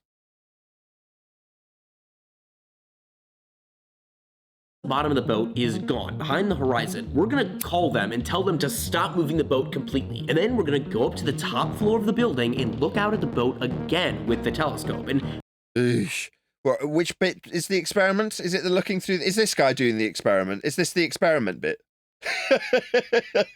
Is this guy the scientist? Because he's the one having a little look through the telescope, isn't he? So he's the scientist, right? What a clown. Shout out to Roger Ledwell for hitting the super chat. Really appreciate it. Oh no, you gifted memberships. Thank you for gifting memberships, Roger Ledwell. Should do that as a call to action, really. Smash the super chat if you'd like to support this channel, or hit me up on PayPal if you want to support my current mic addiction. Also, let this person know, that's Jack Gordon know, at Nathan Oakley 1980 sent me with a polite comment that alludes to the fact that we have been covering his video here today. Hopefully your polite comment won't immediately get removed by the YouTube censor bots, or indeed Jack Gordon himself. So the link to his video is whizzing its way by my live stream. The hope being that if you were to allude to the fact that we had covered his video, he covers this and realises that as a ginger tosser, he's been utilising quite a few flat earth measurements. He was to respond and say, no, miles aren't flat earth, miles are curving. He'd put a link to my video and he did that stupid idiot nonsense.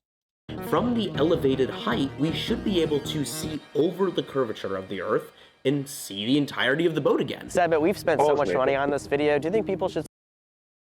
Yeah, sorry. I'm a bit late to the party with this one, but because I heard it earlier, then I heard it then a few minutes ago. What they don't realize is when he thinks that the curve of the globe Earth is getting in the way of him seeing the boat, right? He doesn't realize that he's actively removing angular size change with distance. Right now, you've spoken in length about that on the show, and so I'm not going into that. I'm not trying to harp on that. The point I'm making is, if you told him perspective doesn't exist in your paradigm, he'd try and laugh at you, right?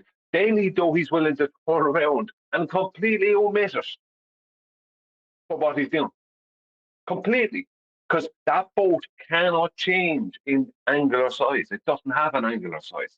So when he's expecting it not to be blocked at the bottom, that's because he's expecting it never to change in angular size. Yet, if you told him that that is what he's doing, he wouldn't accept it.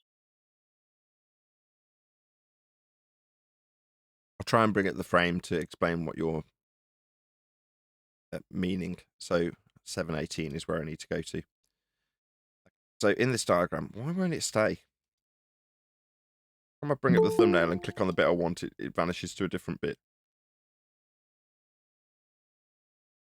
Right, let's let whoever that is, and then I'll see if I can fiddle with it a bit.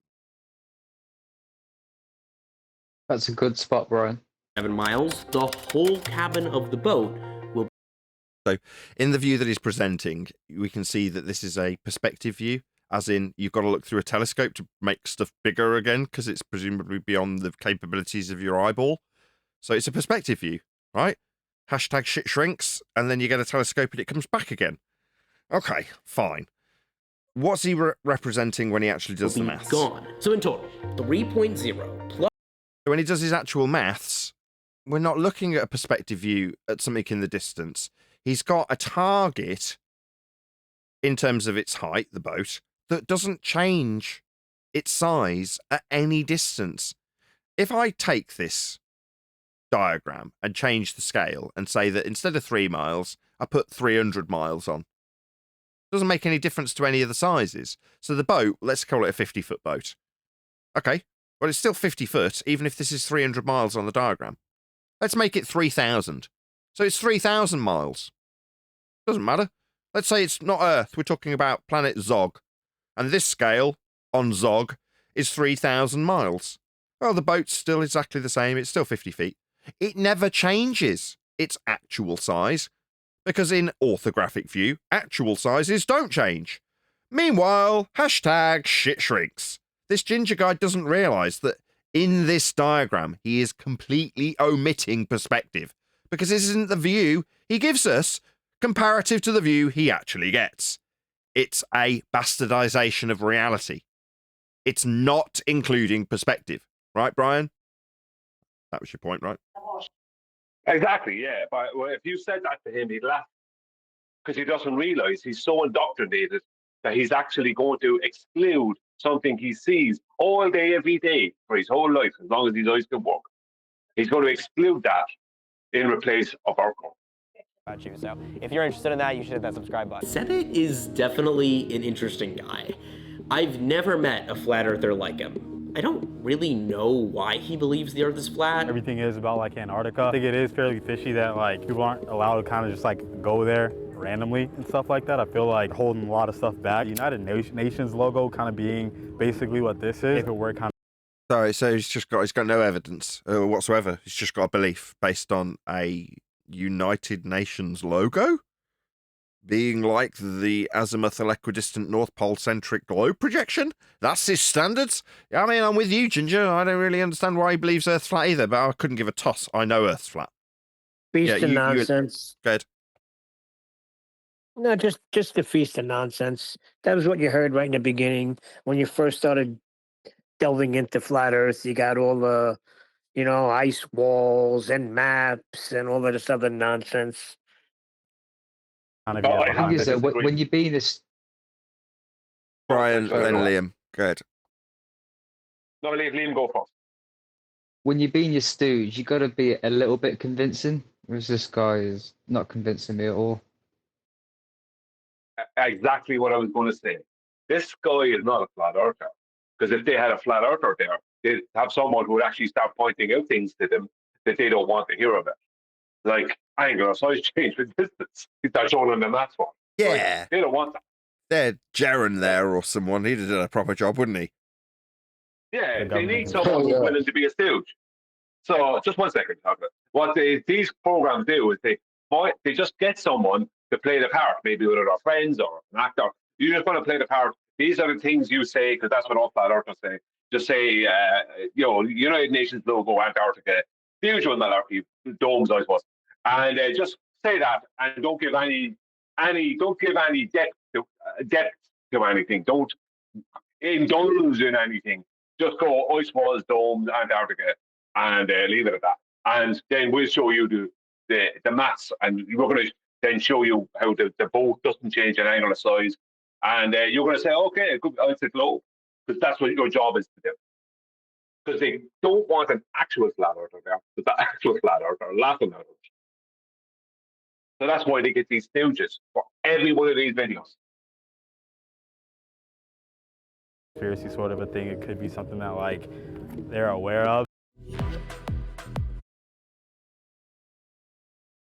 Yes, Brian, that's exactly my feelings too. I would agree with you entirely during these unskippable ads. The thing is, it's so obvious. Same as Sabine Hoffman Felder's her letter she wrote herself. Just these tricks are so obvious. They were put to us on TV 20 years ago. And now they're being played back to us as if they're real. Like, come on. Being flat, it was at this moment that I started to get scared. I feel like the bottom is starting to disappear a little bit. I'm not even gonna lie, but I don't want to have confirmation bias here. You tell me what you see. It does look like it's on top of whatever, I guess, the horizon and stuff, but I can still see a lot of the boat. This is on intense. top, I'm nervous. bottom. I don't want my... What you dipshits doing? Hey, no, not on top, not on bottom. That's with respect to the horizontal plane. Y'all are idiots. Stop talking. Beliefs of the earth to be questioned, but if they are, they are, you know what I mean? I'm ready to change my mind. Jack, did you run the math right on this? Yeah, we ran the math right. Did you calculate your height above the surface level? Are you about to increase your height above surface level when you go up the building? Is that what you're going to do? Multiple times? I promise. Sorry. He's willing to have his mind changed so much so that they make sure to have a stooge flat earther there. They make sure that that person can never change their mind. That's all lie. Do you know what I mean? Yeah. Listen, I know the Earth is round, obviously, but... No, you don't know that. You believe that. Your belief is based on flat Earth measurements. You weren't aware of that. Maybe if people have gone to your video and let you know that at Nathan Oakley 1980 sent me to comment and point out how your flat Earth-based measurements turn into your globe Earth belief. You don't know anything, right? If you knew anything, you'd be talking about the diffraction limit and Rayleigh criterion and the lenses that you used in the telescope. You haven't mentioned a single thing about them.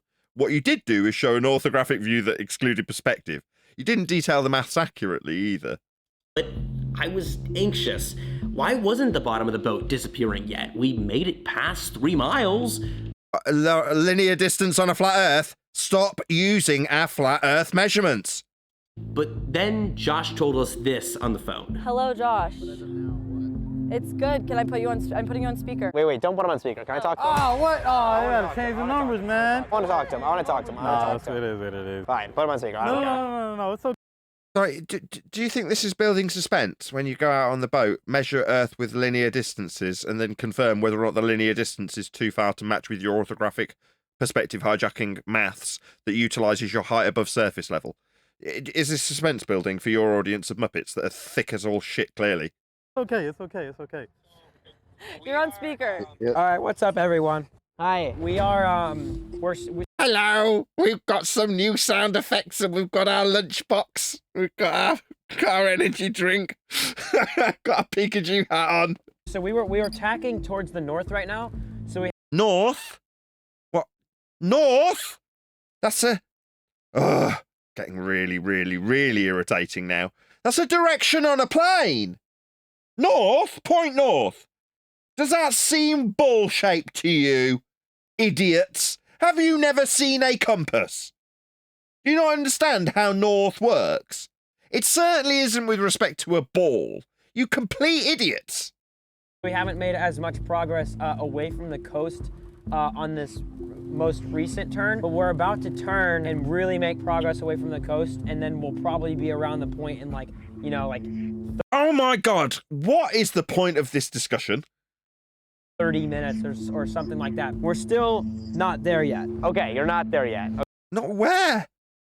Okay, because I was getting nervous because you guys haven't really disappeared to the bottom yet. Y'all are using codes.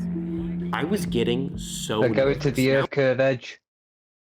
Wow. Yeah, they're going to the orthographic Earth curve edge. They're just finding its postcode, Chocolate. They're getting nervous because the boat's not disappearing from the bottom yet. Like, this is what really we're talking about in 2025. Jesus Christ. Guys, just get a smaller telescope. It'll be gone completely. Just use your eyes. just use your eyes and it'll be gone ages ago. You know, get a little compact camera. Get an iPhone and it'll go before your eyes. Have it disappear. Just get an iPhone 4 and it'll definitely disappear. Yeah, it'll disappear really quickly on an iPhone 4. It's like, hello, why do you think you're using a telescope? Could it be because it's already disappeared to the naked eye? Oh, no, it hasn't disappeared in the telescope. Yeah, that's based on the diffraction limit and the lens of the telescope, though, isn't it? Now, Seb, Does someone want to add something?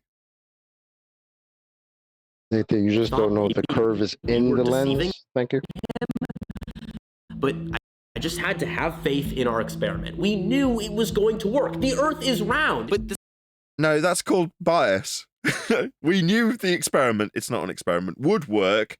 You're not doing anything, you're just looking through a telescope. Because the Earth is round. No, that's just confirmation bias. You thought you'd confirm your perspective hijacking orthographic view and mathematics that are based on flat plane measurements. That's what you actually mean. So you were hoping to confirm your bias. Yeah, we know what you're doing. This is when I came up with an idea for how we were going to make sure Sebit trusted us. When the lie detector guy comes... So let me get it straight. When you're nervous about not seeing the boat disappear, the next section of your video is how can I get the flat earther to trust me? Oh, yeah, we heard that one before. comes back to my house later, not only will we ask him if he changed his mind... You can put Josh and Colin in the lie detector, and then you can test them and be like, were you actually going 5.87 miles out? You can also interrogate me and Bella and anybody else here who you want to ask questions to make sure that we weren't deceiving you. Sorry, and what are we going to do when we get the question, are miles over a curve? Well, anybody here, if I asked you on a lie detector, are miles going over a curve? No, miles are linear distance. Sorry, Brian, linear distance, that's a statement of fact. I wonder if the lie detector will help me undo this statement of fact you've just made. Does it matter if you're lying about this statement? Can you even lie about that statement of fact, Brian? How could you turn that into a phrase that makes it a lie? Can you even do that? I don't think so. It's just a statement of fact then. So the miles, they're proving a flat earth in no uncertain terms. They're a linear distance on a plane. Well, an inch has to be a curved line. No, it doesn't. An inch is not a curved line. Oh, well, then a mile isn't either. No, they're flat linear the lie distances. detector has determined you are not the father. Oh, yeah. The lie detector isn't actually detecting a lie. This is the most ridiculous thing I've ever seen in my life. Well, they're trying to check for changes in his physiology. It doesn't prove he's lying. What the hell's wrong with these people? It's just, it's ludicrous. We've put this ginger kid on this lie detector. Are you ginger? Yeah, I am, yeah. Lie detector says you're lying. Today, then we'll see if you changed your mind. Right. I really want Sebit to trust us, so hopefully Yeah, me too. Oh, I really want you to trust me. Oh, trust me, bro. I couldn't give a shit whether or not you trust me, Ginger. Yeah? You don't trust me when I tell you that miles are on a flat plane? I don't give a shit. I literally couldn't care less. That backs up every time I've made fun of them for saying all they need is for us to trust them, right? That's literally what this guy just said. Yeah, the globe is the biggest trust me, bro, in history. Definitely. Trust me, bro. These flat Earth measurements mean it's a globe. that makes him feel better. That's also why we've got 2 telescopes here. We've got the 2 telescopes? My God, this is science beyond the imagination.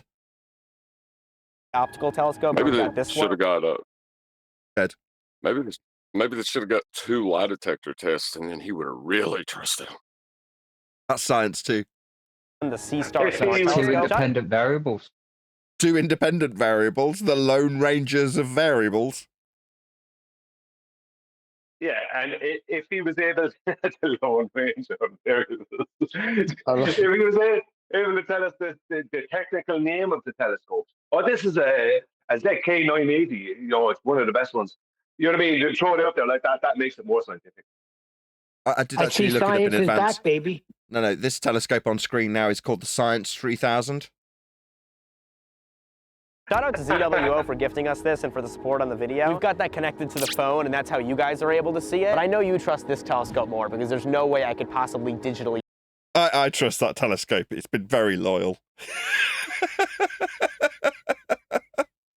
alter it. Right, yeah. But this telescope works actually so well. It's honestly very amazing how I'm able to just connect it to this app and then sort of joystick it around throughout the... Can you just show us what the iPhone sees? I'm willing to bet that you definitely won't see the boat in the iPhone. So just use that. Bosh. Boat's gone. Done. Easy peasy. video. Right. Sebit was definitely skeptical. Just another great reason I'm glad he's going to be able to lie detect us at the end, too. I need... You hope he can lie detect you. You guys just want to play with a lie detector, don't you? I mean, fair enough. You're just kids. So, I mean, that's cool and all. But, you know, Earth is actually measured flat. You're demonstrating that repeatedly, just so we're clear. I mean, I'm getting a bit bored of this now, if I'm honest, because it's just you idiots playing around at being detectives. It's like cops and robbers for children. Bless. Need him to trust us.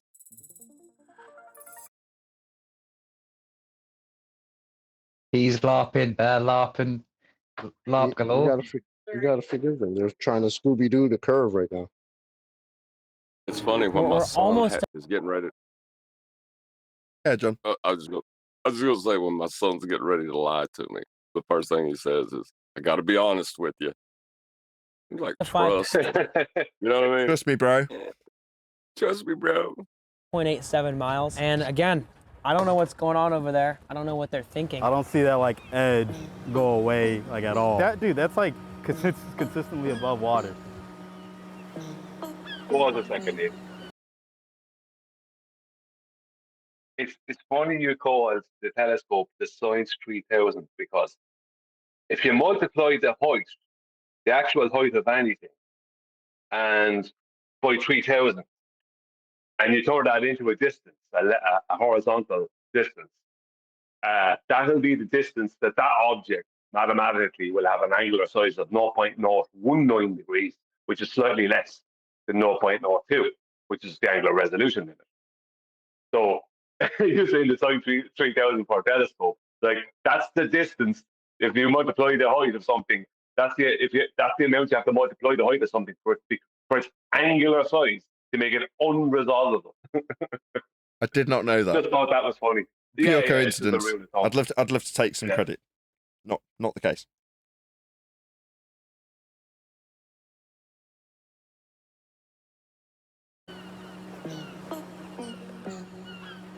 Do you know how much farther out they have to go? I just had to have faith in science. The boat was I just had to have faith in science.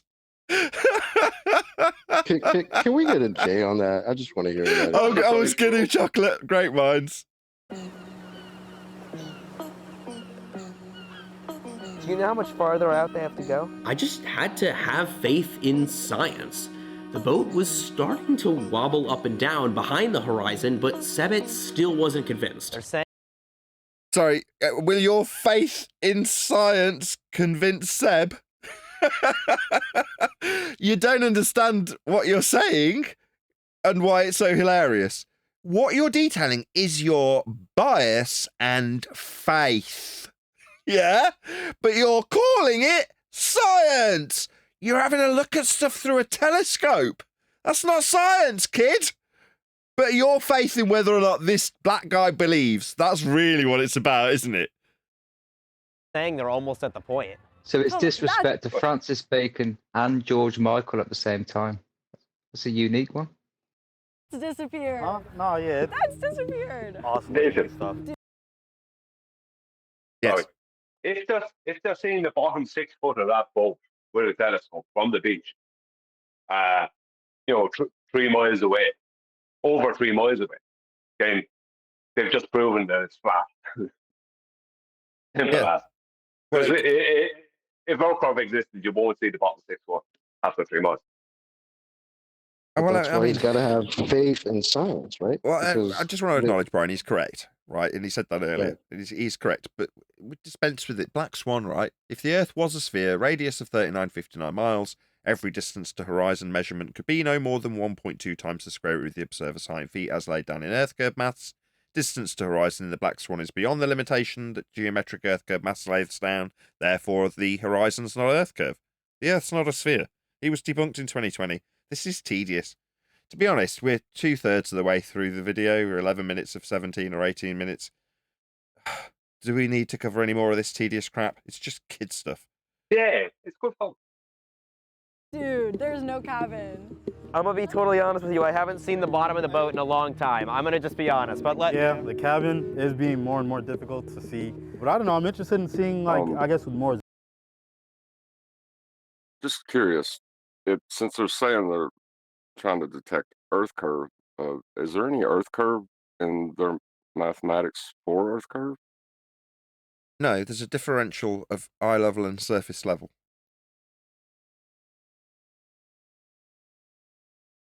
So even if the boat did appear to disappear at the distance they believe it should disappear at, they're still not curving. That's useful. Yeah, but they couldn't believe it in the first place, right? Because isn't that why they had to pull out a telescope? Because if they were just using their eyes, would it have disappeared already? Yes. So what? So they don't believe in that Earth curve until we pull out the scientific telescope, and then we can get the curve. Like, what are you talking about, guys? It's so sad. But it's still not curving in that when they try to calculate the Earth curve. No, that's why he has to have the faith in science. The science scope needs to come out. The science scope. Zoom options. where's the binoculars? They'll call us. They'll call us when they're at the point. Yeah. See? Yeah, Hold it's on, good. pause. So what did he just say? Is he American? Yeah. I think you'll find it's binos. Binos, mate. Binoculars. Binoculars. No. Did you see QE like binos, apparently, mate? I've never heard anybody refer to it like that, except for QE that whole show. When he was after a pair of binos. Gyro bino. Gyro No, they got binos? a tello. They have a tello out. Yeah. You want to see gyro bino? Correct me if I'm wrong. They were not just a gyro bino. They were a 6-hour gyro bino. They're the battery powered, the diesel powered ones. They last all day. I thought they were solar powered gyro binos.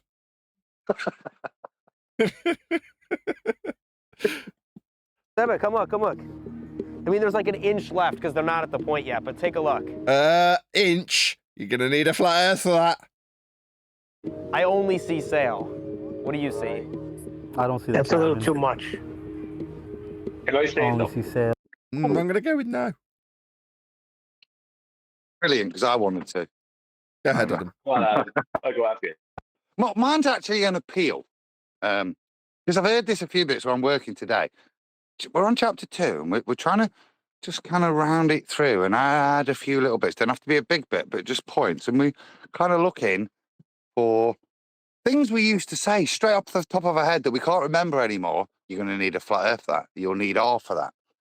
So I wrote a little bit this weekend trying to link stuff in, to add to the book. So if there's anyone out there in chat that can, it might have been said, but can think of things for where you'd retort, you'll need a flat earth for that, or you're going to need R for that. All I remember is the two that you just said. Exactly, and that's all I can remember. That's why I'm asking. That's why it's a plea for help. Just to reiterate, what Adam's asking for is each and every time that I would say something like inch, you're going to need a flat earth for that. Height off surface level, you're going to need a flat earth for that. He wants more examples. So we're at the point where in the book, we're in the chapter called All Roads Lead to a Flat Earth. And what we're looking for is as many roads in a list as possible for that particular part of that particular chapter. Now, there is already a couple of examples, but we just want like a barrage of them because of the namesake of the chapter. So when we've got to that bit in the reread, because we're now in the final stages of this book, gone, it'd be nice to have several examples here. But we've all gone, we'll name a couple, and we've all gone, whereas when we're doing stuff like this and responding, they just come, don't they, Adam? Frustrating. Oh, no, wait a second. Are you asking for now or back then? Back then, we only had those two. Now we have a whole bunch. I'm not asking for now or back then. I'm asking for a week next Tuesday when we're filming this in the future, Neil. Be a wise ass. My wife told me off on your behalf, Neil. So I was listening back to the show, and this guy said a swear word, and then you said no swearing, followed by me saying he didn't swear, because he blatantly did swear, but it flowed so nicely. Dropped an F-bomb. that I didn't hear it, even though it was blatant. And my wife was like, "You're too hard on Neil. You're always looking for an opportunity to tell him off." And I'm like, "I'm not, honestly." No, you should just be honest there and say, "Yep." I'm not, though. I don't intentionally seek out places to tell Neil off. Far from it. No, Neil intentionally seeks out a place where he can get in to be told off. Oh. Adam's got me down, boy. Oh, well, she just walked in. See, Neil's intentionally doing it to get told off, so I'm told, Paula. Your sympathy's misplaced. I'm being told Not that Neil every does time. that deliberately so he gets told off.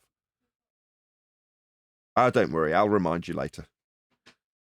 Know what I'm on about, which is perfectly No, what understandable. Adam was saying was back in the day, we used to have, you're going to need R for that, or you're going to need a flat earth for that. Now we have a ton of them. And it's just going to keep growing because they keep using them. What are you going to do? We've got a ton of them, but none of us flat earthers can remember them, even though we've used them for 5 years. Yeah. And we've dropped them and we've moved on and we found new ones, but my brain is empty. Which is why just listening today. It's not empty. It's the complete opposite, actually. It's oversaturation. We've done this book for such a prolonged period and put so much of our time and efforts into it that we've become oversaturated with book-related information. Hyperspecificity and searching for citations has oversaturated your brain, Adam. So far from being empty when it comes to this stuff, it's just full of too much other stuff. Well, I will tell you that the game started when I noticed that the idea of a radius value was built upon a geometric physical obstruction. And so I started applying that R to everything else and seeing how it related. It relates to what? To everything else? You're patting yourself on To the back. all the other arguments. Okay. And? Well, that would be the order that they happened, right? So, which do you want? Do you want the things they'll need R for? or you'll need a flat plane for that. Go through that one more time. The Kevin Bacon game, as it became called, was when we noticed the R value they were utilizing need to be measured somewhere, and the measurement that they claimed, or what they claimed as a measurement, was debunked. So R went out the window, right? And then we went through all the housekeeping and all the globe claims that are attached to those housekeeping questions, went through and destroyed them. And then we noticed the flat plane they kept using. Perfect. So now for the audience's benefit, they understand why in a chapter named All Roads Lead to a Flat Earth, through oversaturation, Adam would make an appeal to, can you remember and recall examples where we've said you'll need a flat Earth for that? And its journey and progress is as just detailed quite eloquently by John. Okay. It can be quite it doesn't have to be as obvious and direct. So if you think a couple of weeks ago, this is what I wrote at the weekend. QE wanted this bit that Brian was pointing about. I think you mentioned it today about you can either have perspective or curve, or perspective and curve. Now, the way I've put that in, it's not directly you're going to need a flat Earth for that per se, but there is, and thanks to a quote I found from Johannes Kepler, Nathan Kepler, right, pointing out that what the size of something, angular size changes in the eye, we've kind of pointed out that fundamentally to define perspective and how perspective works and how we look at it, we actually have to have a flat Earth or a flat baseline to make any statements with regards to what that angular size is, whether it changes or not. The old conspiracy cats, you'll need a flat Earth for that flat Earth. That was lots of nice miscellaneous points. Yeah. That's the reason Cats departed, isn't it? That's when the penny dropped for me. When he kindly gave it us, didn't he? And we're going, why is he being nice? Yeah, I'll give you a flat Earth for that. Yeah, you'll have to. You'll have to. Yep. Beautiful. Okay, well, it seems like we've petered out on this video, and it was because it was becoming tedious, but I do have some microphone-related noise to make, which I'm going to do now, because why not? It's my show. I'm allowed. So, yesterday, I received in the post from Amazon a new microphone, which I'm very excited about, which I'm going to be using on my edited videos. Now, typically, that isn't necessarily called to mention anything, as I've got several new microphones, all of which are on eBay, because they're not my forever mic, so they're being sold. But nevertheless, this particular mic I will definitely keep. But it's not particularly exciting at the moment. That is to say, I made a recording with it yesterday just to show the differences between all these different mics, or not all of them, but some of them in a specific use case, which is for my edited videos on the iPad. In any event, I've taken a before recording, which I'm not going to get into, but I will also partner that with an after recording once it's been modified by Craig at Click OK. So the guy who occasionally appears on this stream, Click OK Computers, is a computer workshop, and he fixes people's computers. So doing a minor modification to a microphone is definitely not outside the realms of his abilities. So I've given him that mic and asked him modify this mic and turn it back into a Neumann, which is what it's ripped off in the first instance with a minor change. It can sound like a really nice microphone. So that's being done hopefully over the next week or so, depending on how busy Craig is.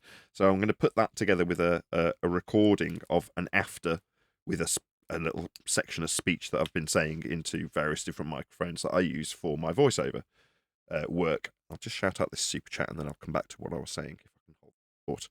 So shout out to my chat gone on my screen that I can actually read. Oh no!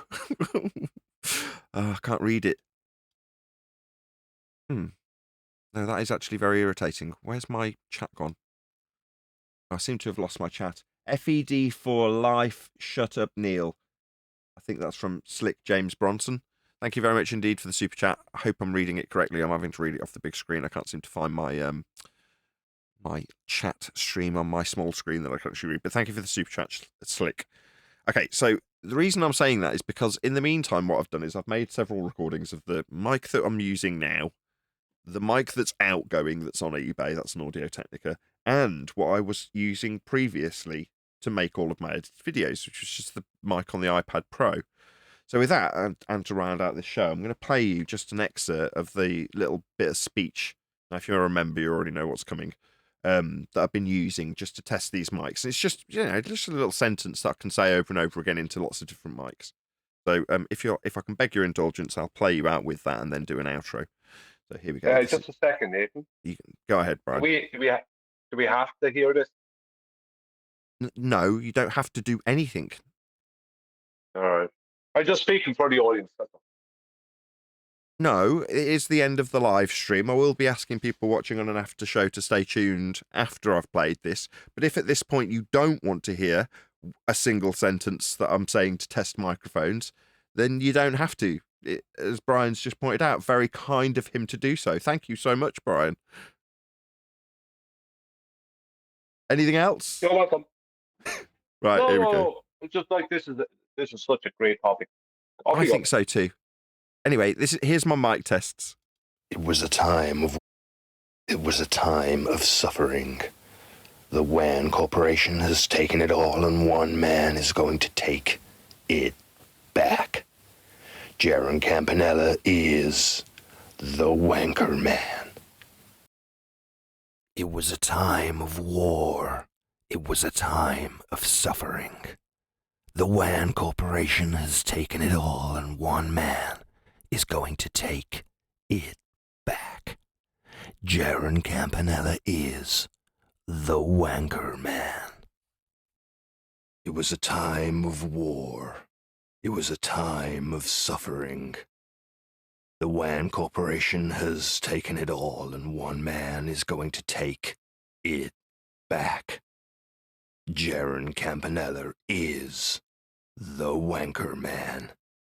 As I say, I've only put those together so I can actually do a demonstration of a before and after on the mic that I got yesterday, which is an AKG P420, which is currently in the hands of Craig at Click OK and will be modified. And I'll show you the before and after with the same sentence in a proper dedicated video that I'm sure all of you are very excited to receive. But with that, I'll say if you are watching this on either Nathan Oakley 1980 or Nathan Oakley Premiering streams, then stay tuned as there will be an after show to follow. Patrick's Day, and they bring Heineken beer. What do you say to that? I say we give our kids Lucky Charms in the morning, and today they've made leprechaun traps. I don't say anything. You just go, grand. You bring a German beer to an Irish holiday just because the bottle's green? Whoa. Well, Heineken is not German. I think it's Dutch, is it?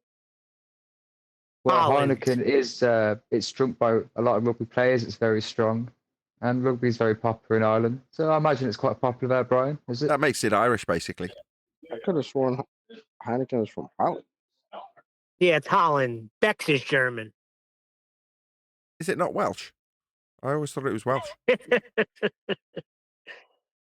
I stand to be corrected. Chocolate is right. I drink the real Heineken, the proper one, the proper strong one from Holland. I don't drink that Irish Heineken. It's only rubbish. There is no Irish one. There's one that's brewed in Cork. Rubbish. They Does should it try, call Heineken too? try brewing it in real Yeah, glass it's on the bottles then. Yeah, but it's not. Well, the ones in the States aren't brewed in Holland. They're brewed here as well, aren't they? Yeah, but it depends on the strength. See, the Heineken has to have a 5 or 5.1 strength, alcohol strength. If it doesn't have that, it's not proper Heineken. Well, I'm not gonna correct an Irishman on beer strength.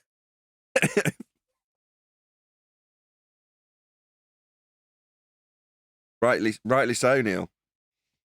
How do you measure that? Well, I had 2 the other day and I was fine, but when I had the real strength, I had 2 and I was gone. I know. I used to live in Holland. So I had real Heineken when I was in Holland. There's a big difference between that and what you get brewed in Ireland.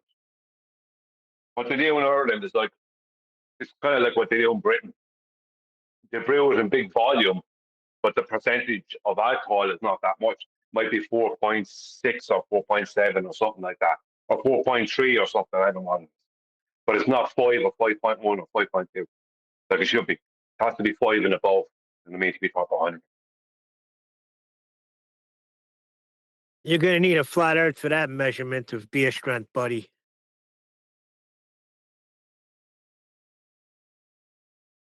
How so? I don't know. It just sounded good. I'm going to call today's show, Do You Believe in Gingers?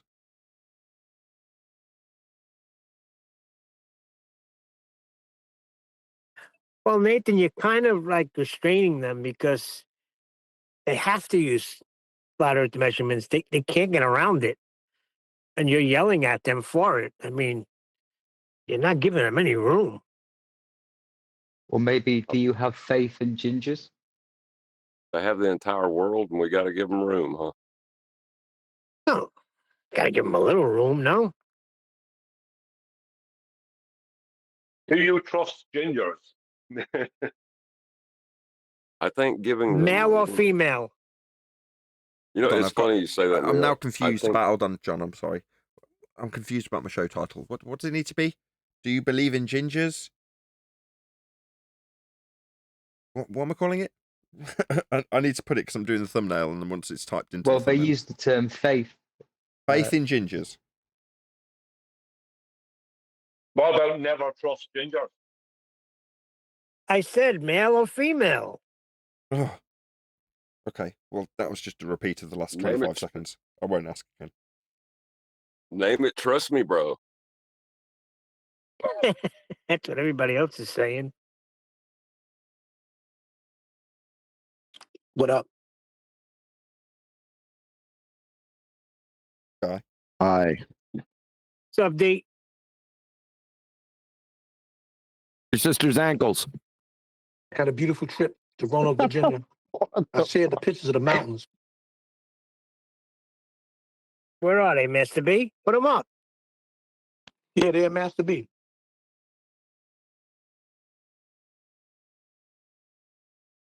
Is there a way I can share my screen and upload a picture? I'm going to go in now. When did you share them? I don't have anything from you and Master B. Yesterday, Sunday. I mean, they're on a general Master B feed.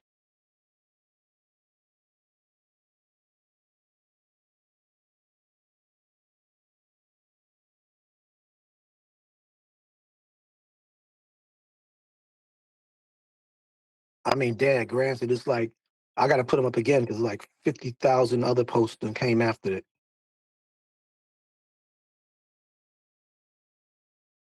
Yeah, I didn't get anything. My last thing was Friday afternoon. I didn't get anything till this morning. So I don't know what's going on with Skype.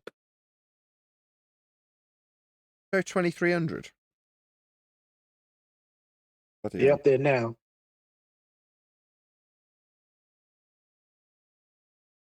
Hundred shows.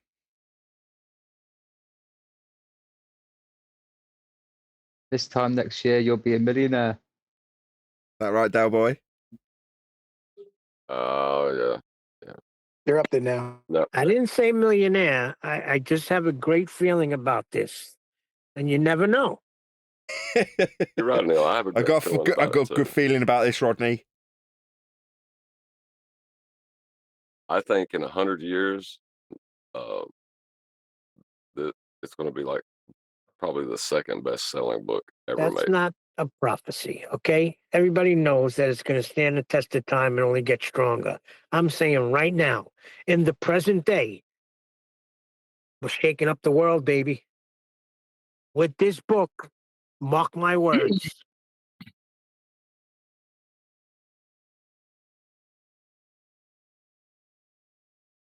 And I've never been wrong.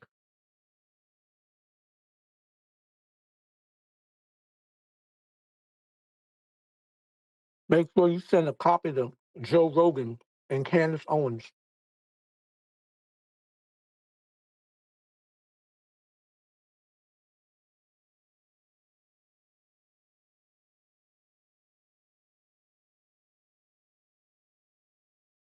You still on for 1:30 today?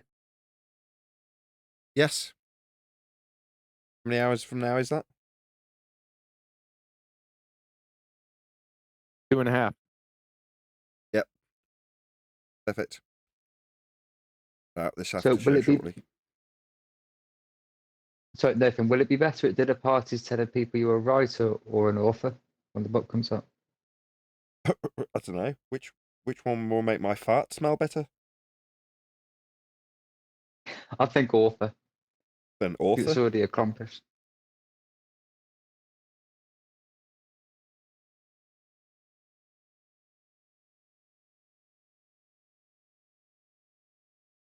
Gone with faith in gingers. You're going to need a black polo neck jumper, Nathan. Yes, I was thinking of getting a pipe and a monocle. Yeah, you're going It's to St. need that Patty's. black and white photograph. Everybody's ginger today. St. Patty's Day. Are you ginger, Honorary Brian? black ginger. Oh, I'm brown now. What's his name in Demolition Man was a black ginger. Wesley Simon Snipes. Phoenix. Simon, is it Simon Phoenix? That was his name in the movie, yeah. Am I right? He was a black ginger. He was a black maniac. Yeah, but he was a his hair ginger-haired was black guy, blonde. though, right? In the movie. His hair was blonde. He in also the said, movie, "Where are the from what I guns?" remember. in that movie too. Did he say, where Wesley are the said that guns? line. Oh, man, Yep. if I'd have known that back in 3 months ago, god damn, that would have been perfect. Oh, he Does he does say say that? where are the guns? Yeah, because he has to go to the museum to look for the guns Yes. because Yeah, guns he does, are outlawed. Somebody's got to make a video out of that and link it with Dopey. Yeah, the museum is called the Antarctica Museum. Again, from Shawshank Redemption. Are we implying that it is possible that McToon went down to Antarctica solely to get guns, and he called Nathan because he was disappointed that he didn't find them? Like, where are they? You said they'd be here. I'm looking. I was assured I'd find them. Based on a comment you made 10 years ago. You Next to the said you would treasure. get turned back at gunpoint. Oh, he was looking for the gun shop in Antarctica and he missed it. Obviously, where McToon's from, there are no guns. Guns don't exist anymore. And he went to Antarctica to get guns for some reason. It seems nefarious now, I'm sure. I'm almost positive of it. He just forgot to make the left at Albuquerque.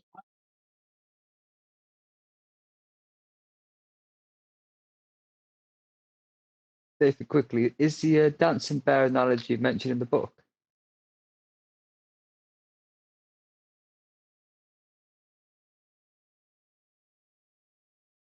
I was going to suggest placing a dancing bear randomly within the book, see if somebody notices it. As a little in-joke. They're putting two penises on cover hidden. It's fun.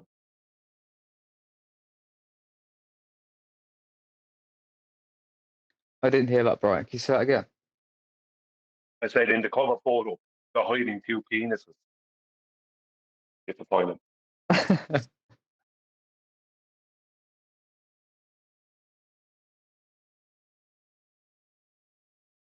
Okay, so I've gone with Flat Earth Debate 2300 Live. Are gingers real? Trust me, bro.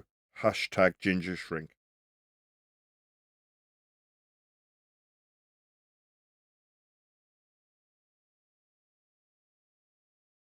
Wow, okay. Love it. I That don't is- believe in gingers. I don't believe in gingers either. It's just all hair dye. I got a question. How many inches of curb is in a yard? That's what I want to know. 0.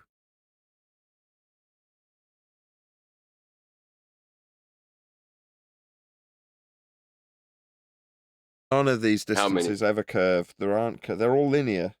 Miles. Doesn't matter if you go down to millimeters, right? Still flat.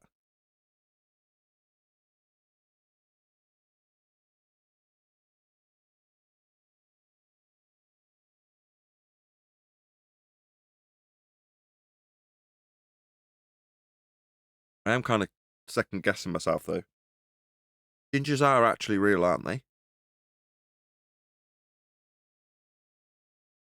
Male or Do you, female? do you believe in witches? Now you're just confusing me. Just give me a straight answer. There are ginger people. People with they do exist, right? They aren't all pretending, are they?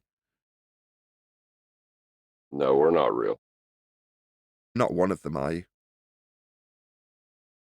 I've seen a female who had brunette hair that highlighted her hair that way. Tell by the roots. I take that single example as a broad, overreaching example of everyone always. So yeah, I thought so. Not chocolate. D. They all die. It's just all hair No, dye, isn't no, it? I mean, it's like There's black only swan. one way. And It's like black outside, swan. Not all swans are white.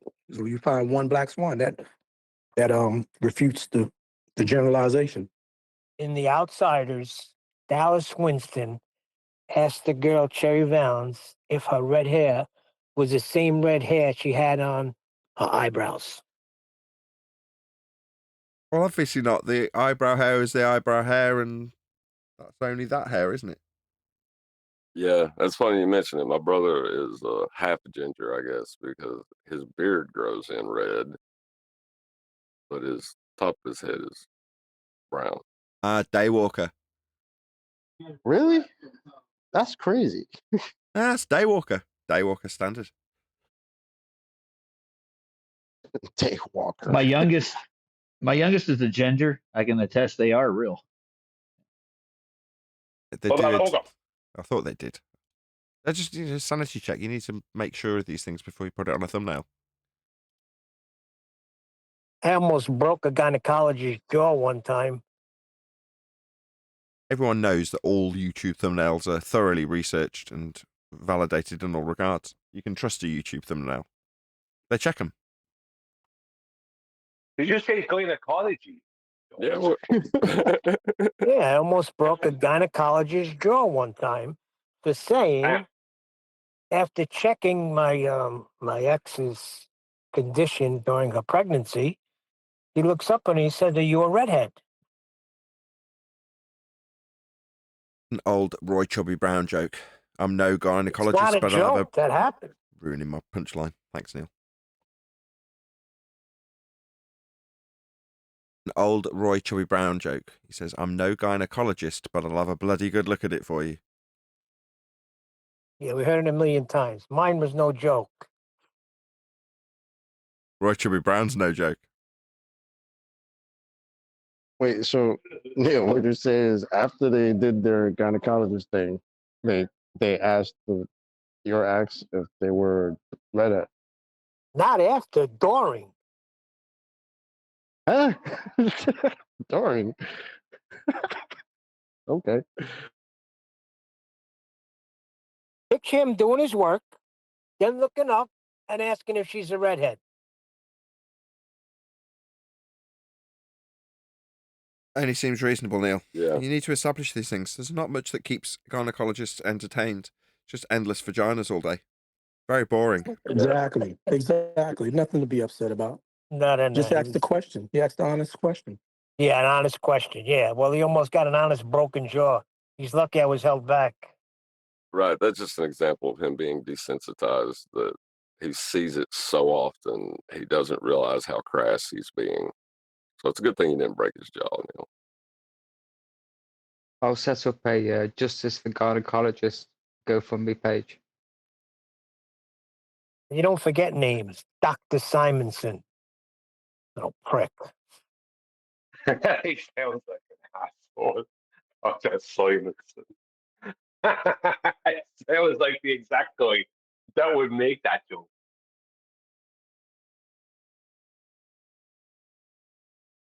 I remember being in hospital with a bad infection in my leg, and the Spanish doctor, who was a good guy, but he made a joke. We're gonna have to cut it off. He's like, to him it's a joke. To me, it's like, hang on now a minute. I'll put up with an infection if it means I don't. You know what I mean? I live with it if it means that I don't have to lose a leg.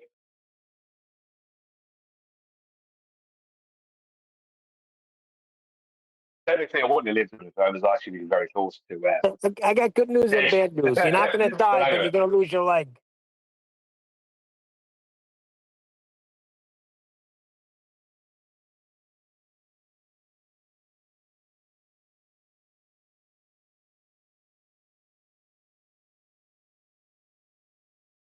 Why did cavemen drag their women by the hair? Oh my god. Go on. Why? If they drug them around by their ankles, they'd fill up with dirt. Oh my God. I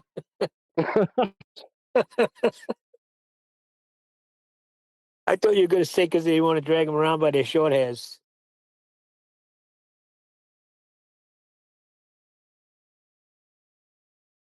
I think the short hairs and that he's talking about when he's dragging around about the short hairs is when your mom used to grab that little bit of fuzz at the bottom of your neck or top of your neck, near your hairline, and guide you around. I don't know. Maybe my mom might have just been really freaking abusive. You must have abusive. You got lucky. My mother grabbed the hockey stick every time.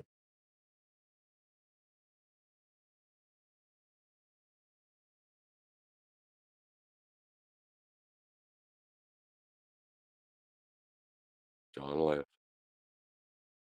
My mother popped me in the mouth or punched me in the chest. She never grabbed you by the ear or by the hair at the scruff of your neck? I would welcome that. None of that ear crap, no. I either got hooked off on or hit with a stick or something. Never a hair pull. I would have welcomed that.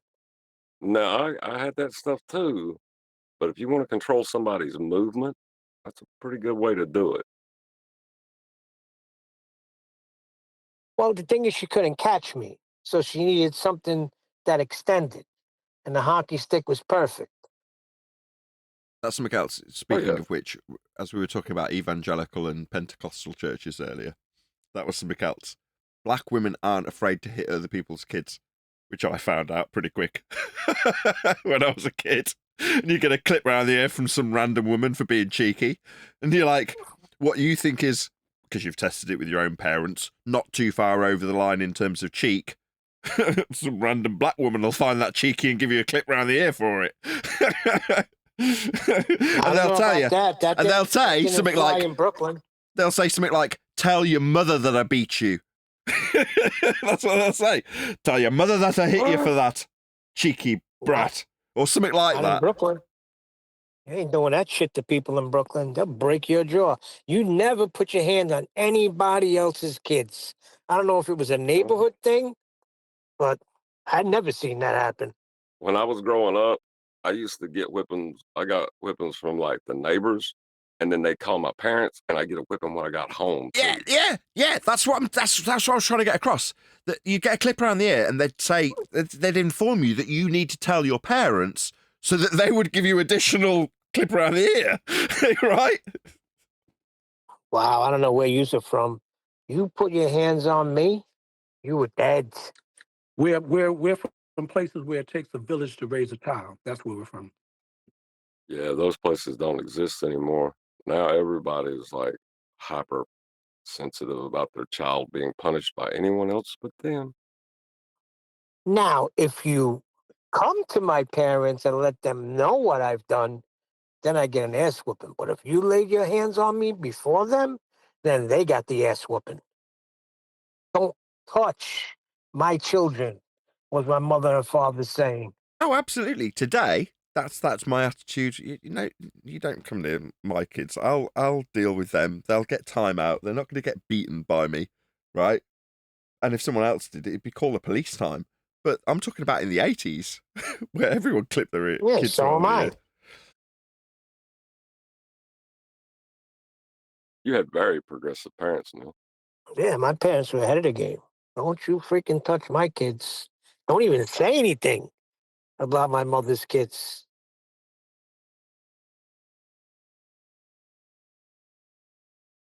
So when y'all were acting like a bunch of assholes, what happened? Was the police just called, or was anybody? We didn't act like assholes, that's why. Okay, well, there you go. You were never in this scenario. Yeah, you never called the cops back when I was a kid. Like no kid ever had the cops called on them. Like you just got your ass whipped Let by me tell you every what adult happened. on the This way is back to the revelation. parents. So the opposite would be true. People were calling cops on the kids. What's that all about?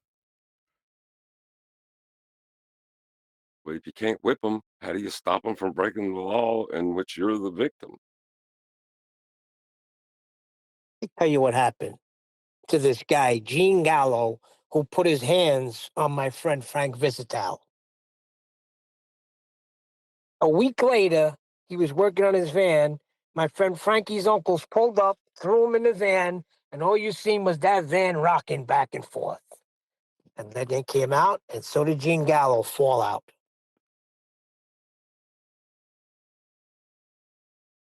Were they having a little party? Little disco? Don't answer that. Bit like rocking? No?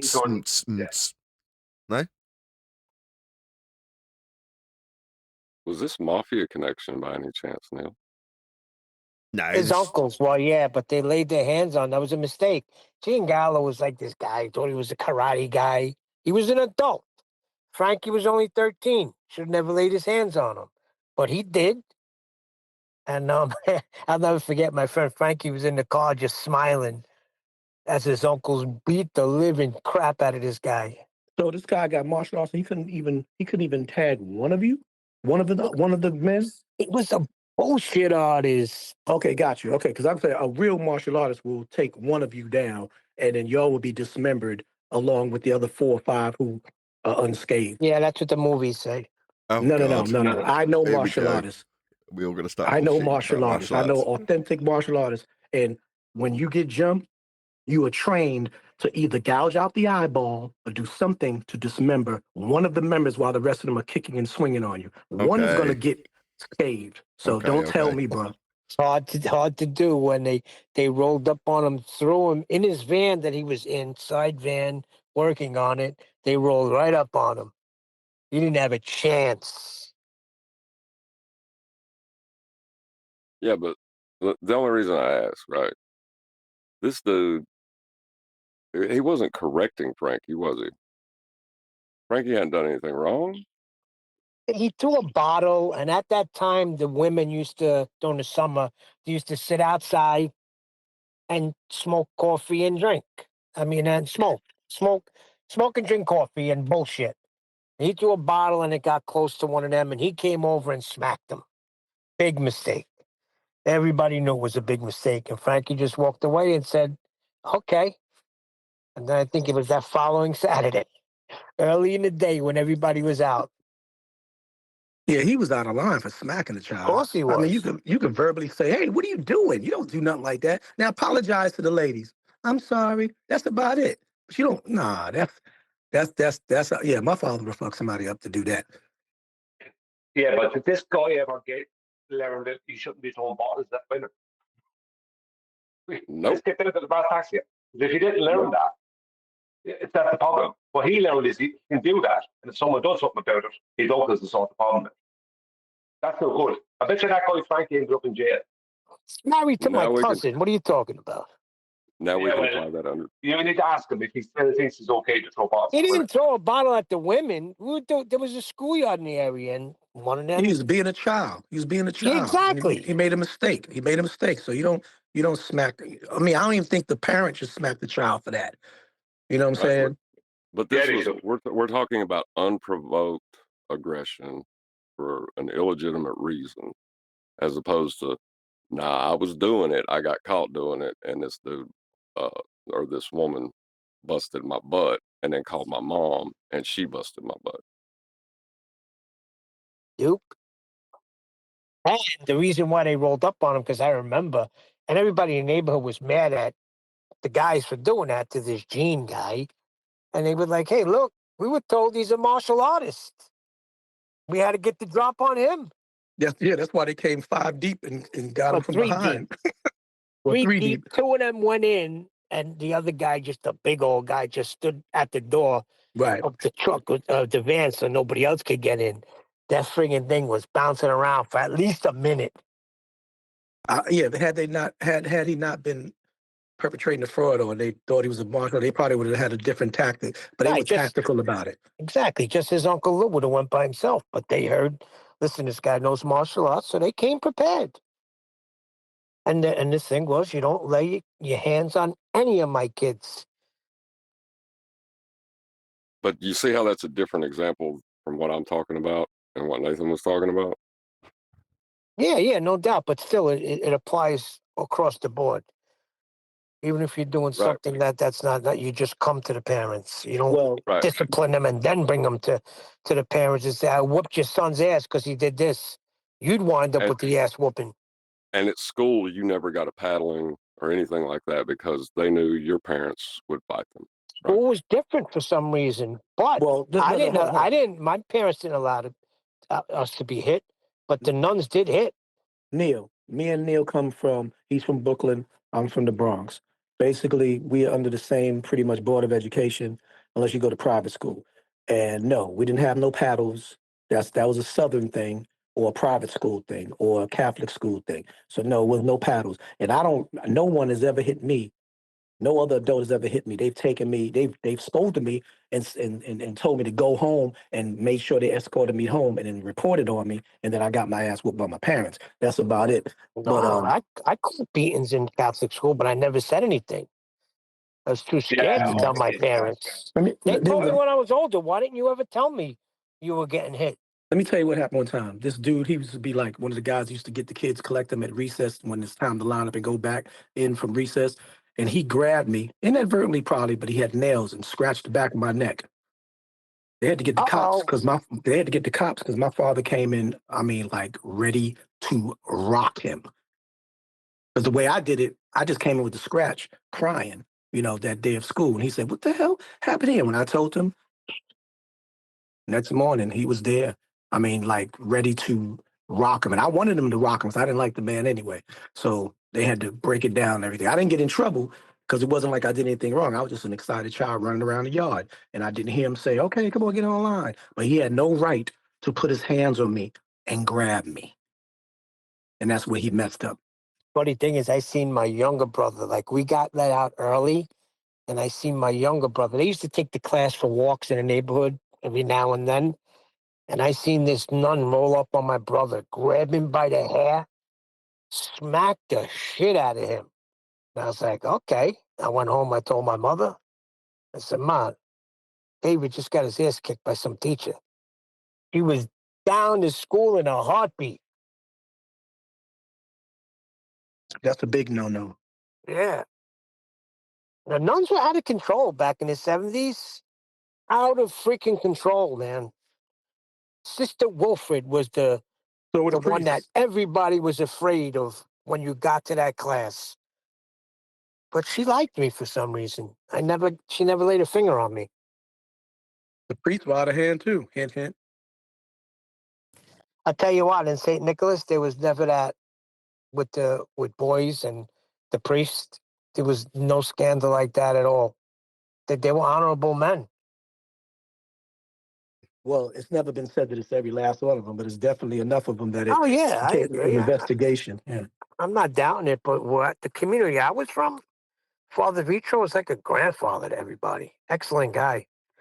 And he was in charge of hiring the staff.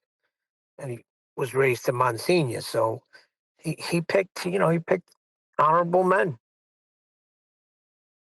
And like they said, it's not the institution, it's the infiltration of the institution. Just like CPA, Child Protective Services. CPS, they're now under investigation for abiding, and harboring and protecting the systematic child trafficking. And that's now being under investigation not because of the system. The system's intent was to do what it was supposed to provide the service for the public, but it was infiltrated. Schools get infiltrated. Catholic church get infiltrated. Christian church they get infiltrated by these pedophiles. They're gonna say neighborhoods get infiltrated, and that's how it becomes polluted. So you can't knock this. You can't. Yeah, infiltrated. They don't do background checks thoroughly enough. on a lot of public servant places. Look at the Boy Scouts. Whoever thought the Boy Scouts would be? Come on, man. It's not rocket science. I mean, this is obvious. If you don't do proper background checks and you let people come in, or people are very cunning enough to hide or conceal their information or whatever their past history, and they get these jobs, you're hiring a lion to shepherd sheep. Right. So We just need to find this, like wherever they're producing these pedophiles, we just need to wipe them out, and there won't be no more infiltration. But there was the conversation. They said it was like a generational kind of recruitment type of thing going on. They said it was like from a certain time of like the 50s throughout up into the 80s and 90s, where it was just generational paying forward. Victims were, instead of like even in the music industry. I'll give you another example. You get ripped off by a manager or whatever. You would think that once you start your own company, you would kind of start reversing that. No, you ended up ripping off other people because that was the way it is. It's like these victims, they get older and then they do the same thing that happened to them. And the psychiatrists don't know why they do it. Is it like just a form of like some type of social engineering thing? sin. Yeah, of course it is. Of course it's that. But but you would think somebody would be like so traumatized and victimized by it that they would never want to do that to another human being. But they said it was generational like recruitment, and that's why it lasted for so long. And it goes back as far as the 1900s. I mean, probably even further. I mean, you think about ancient times, it was always, Caligula and all them, they always, you know, little boy, man, boy, love, whatever. You know what I'm saying? So, and men being with, look at Jerry Lee Lewis. His wife was a teenager. This man was almost 30-something years old. So he was way It's also before his R. Kelly. cousin. Yeah, exactly. But that's incestuous and pedophilia. So that was before you get your what's going on now. What we talking about? You know what I'm saying? Elvis and Lisa, whatever her name is, Lisa. I mean, she was a child. You know what I'm saying? So it's been going on forever. It's going on forever. Lisa?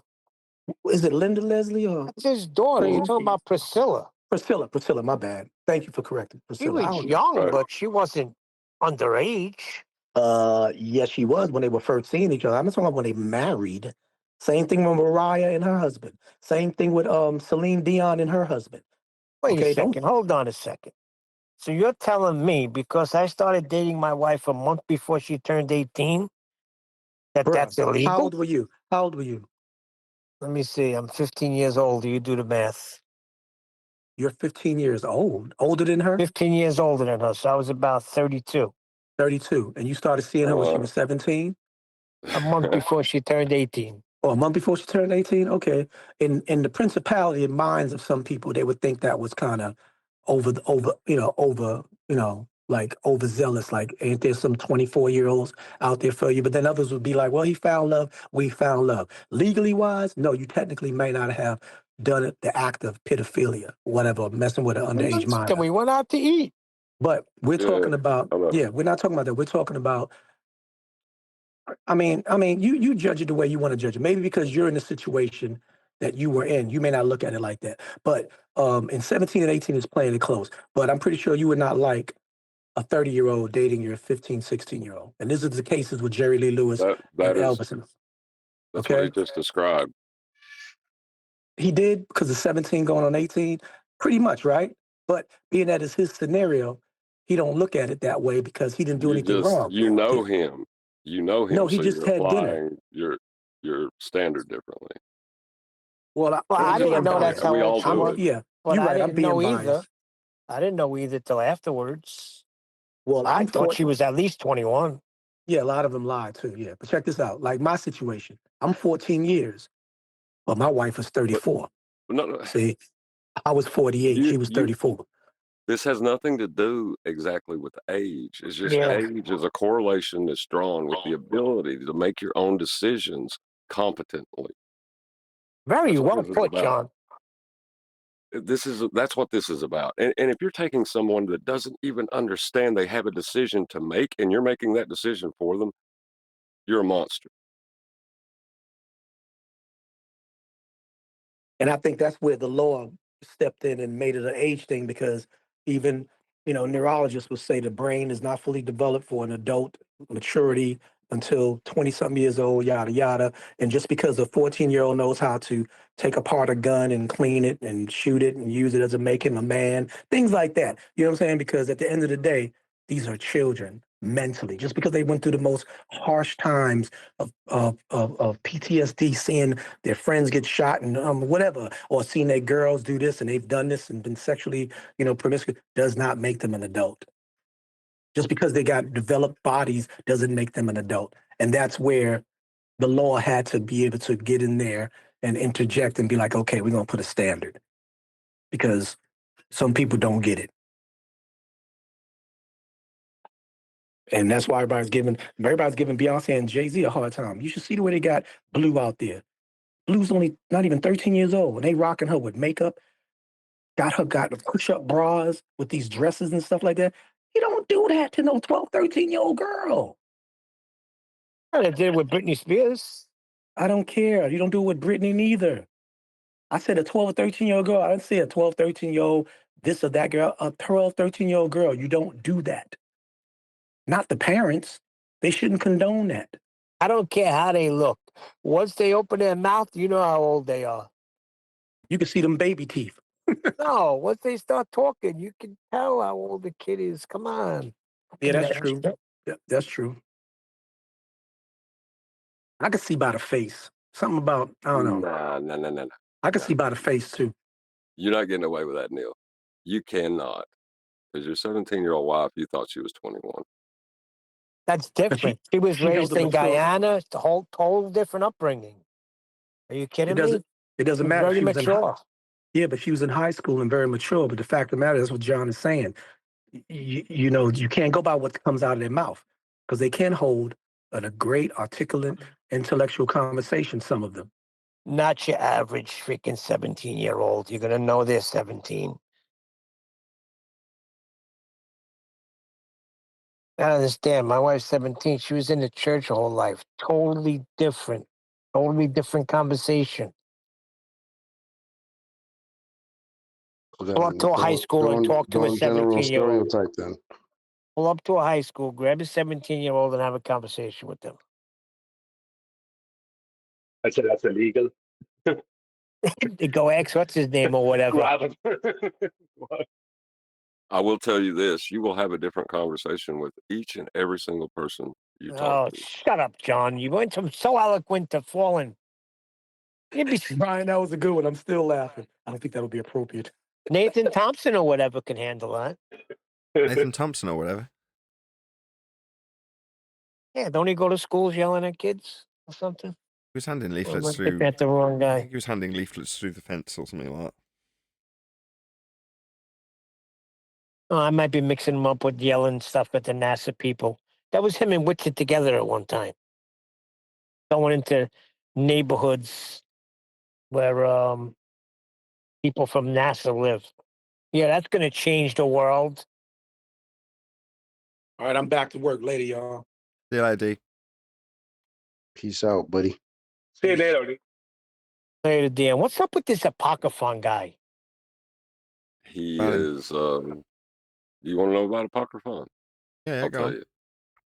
He is so willing to ride the fence that it splits him in two. I mean, geez, every time with Witsit. He says just what you say, Nathan. Oh.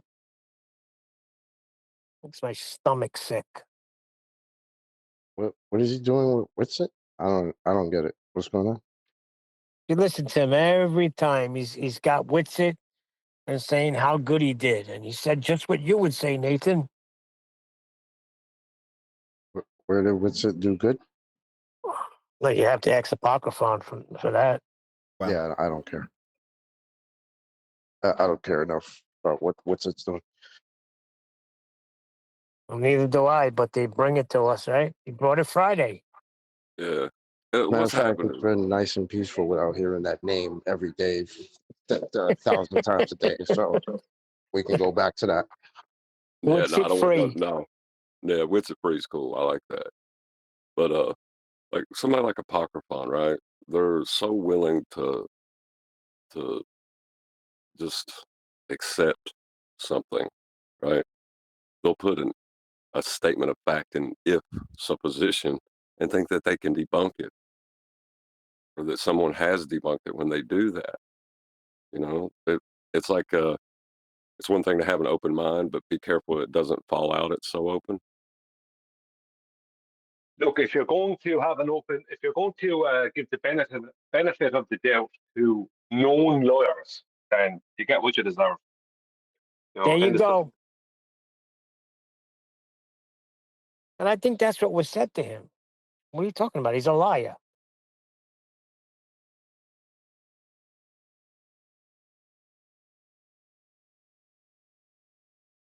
I was watching a little bit of this thing that came up yesterday, talking about lawyers. And it was the docking of some supposed spaceship with the ISS.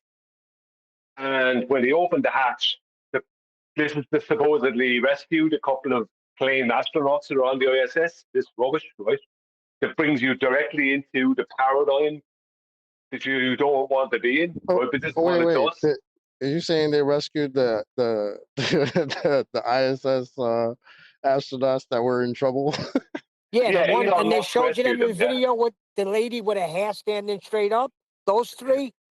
Yeah, Elon Musk rescued them, supposedly. Oh, what a bunch of baloney! But when they opened the hatch, who came through was a guy with an alien mask on him. Like, and that's supposed to be a sense of humor. Yeah, when they opened the hatch for the person to come through into the ISS, for the person to come through into, when they opened the hatch, the person who first came through into the ISS to greet the people who were stuck up, who claimed to be stuck on it, wore an alien mask and white gloves, I think, or something like that. Like, and people were going, right? People were saying, and there was these load of BS comments. Oh, it's great that they have a sense of humor, blah blah blah blah blah. It's so it's before they they're took off, urinating down your back. so before they took off on this dire mission to go rescue these astronauts that are in deep trouble, we let's take an alien mask with us. Yeah. They stopped by the local Halloween store and bought an alien mask. Well, it's priorities, isn't it? How did that factor into the fuel that they needed to get up there? Freaking idiots. Are we discussing continuity errors? Yes. We're discussing being urinated upon and people saying, you know, that is very warm rain. You know what I mean? That's what we're discussing.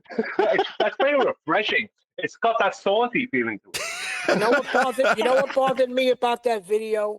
Okay, so you mean to tell me that you just can't take your hair and pull it into a freaking tight ponytail? That you got to sit there with your hair like the Bride of Frankenstein just to show that you're in space? Really? Neil, her hairstyle proves space is real. What's wrong with you? Yeah, to some people it does. Yes, Neil, it does. What's your point?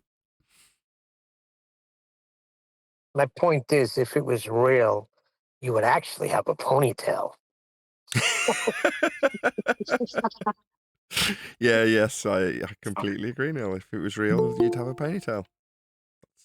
That's how I view it too.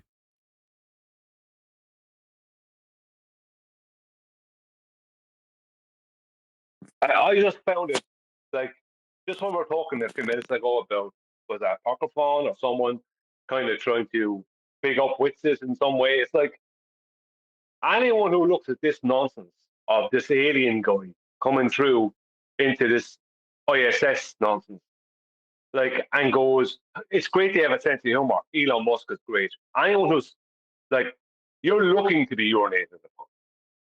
You know what I mean? You can't complain later on when there's a smell of urine off you. You can't. You don't have a leg to stand upon. If you're going to accept that and not realize you're getting urinated upon, then I don't know what to say to you. So you're saying Apocryphon must smell like urine by now? Well, Witcher is certainly not going to, in any way, shape, or form, ever do anything right. He's always going to do things wrong. He's always going to lie. He's always going to deceive. That's what Witcher does. So if you're going to promote him, you either know he's going to do that, so you're being dishonest, or you're looking to be fooled. Yeah, well, look at his opening statement. He measured Earth not to be flat because of mountains and stuff. You know, like Nathan said, you got to listen to people's words. Who the hell said that? What's it?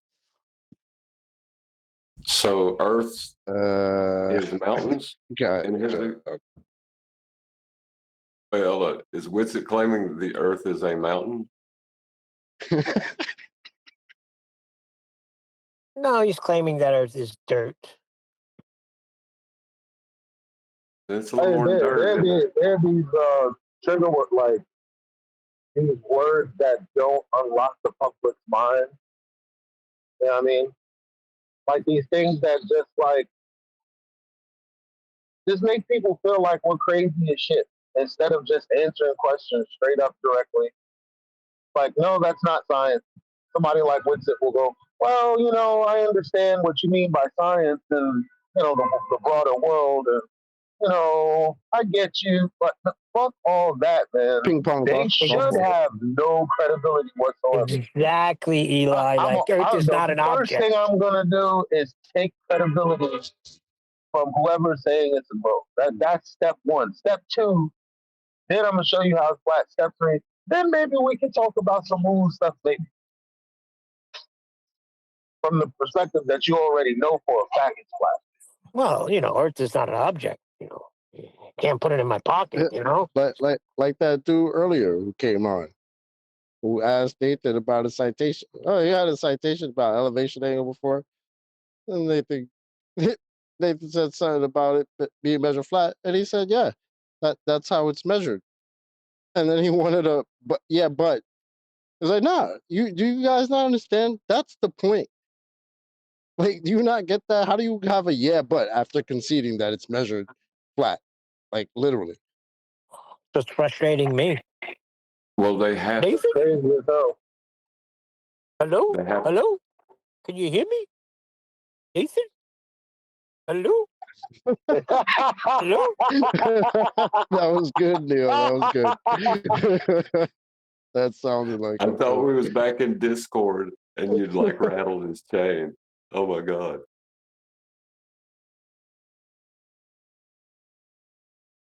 That was actually very good, Neil. But it's weird, man, because you have to know, right, the measurement. So it means that you know. And then you have to argue against what you know to assume that what you knew was incorrect, to assert that what you knew, which you now believe is incorrect, can give you knowledge of what? It's so convoluted, it ain't funny. Well, that frustrated me in politics earlier before Nathan dropped the link. I was in there. This guy comes in talking about how Jiren changed his belief. I'm like, excuse me. It's because he did not know Earth was flat. It's not a belief. When you know something, you know something. Just wasn't was getting right. it. He was right. Jaron changed his belief because he had a belief. Right. So he's actually technically right. Yeah, he had a belief. Yeah, he didn't know. That's why I said no. Yeah, he believed in a map. Yeah, I said Jaron did not know the Earth was flat. He was a believer. That's why he changed. So Jaron is a bullshitter. Yeah, if you want to get technical and yeah, he's a liar. He's a scammer. That white paper technical language, he's a bullshitter. He's a map teacher. Self-prescribed map teacher. He was teaching the map. And don't forget, he's a man of many talents. He's a counselor too. He'll counsel you in marriage. I don't know how, and I don't think I'll ever understand this. How can you claim a model without any measurements? No, it's not to scale. Then it's not a model. Scaling is part of it being a model.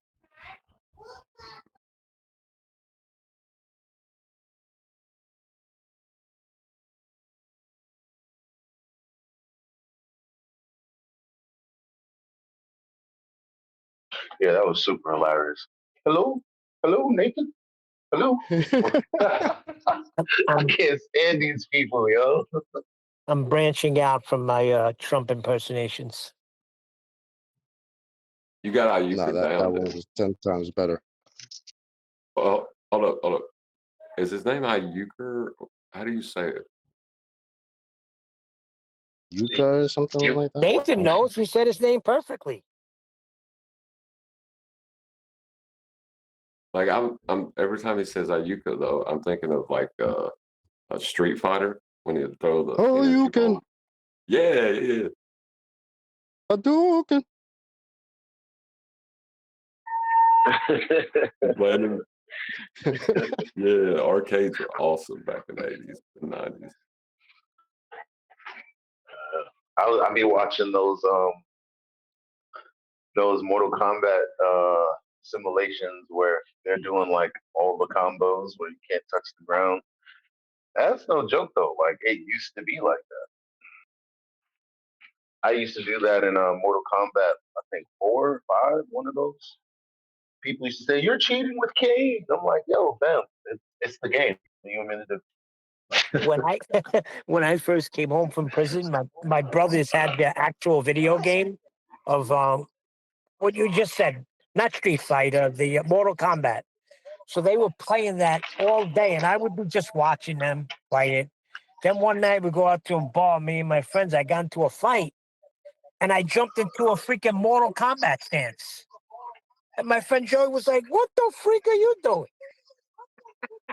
I said, "I don't know. I've been watching my brothers play this video game." I freaking jumped into a karate stance. Hey, if you're gonna fight like Kano, man, that's the way to do it. He had to be there. My friend was like, "What the freak are you doing?" I was like, "I don't know. You're watching Mortal Kombat."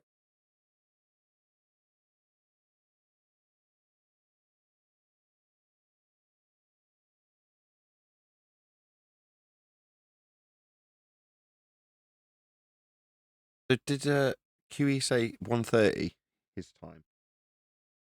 Yeah, that would be. Hour and 3/4. Yeah. I'm going to Because round right out. now for him it's only 11:42. Sure. But I'm just going to round out this stream. Right, with that, I'm going to say another huge, massive, enormous thank you to both Discord and G Plus panels for making today's after show possible. And of course, a massive thank you to all of you for liking, commenting, sharing, subscribing, joining as a Nathan Oakley 1980 channel member, and all that good stuff. I've been Nathan Oakley, and I will see you all in the next video.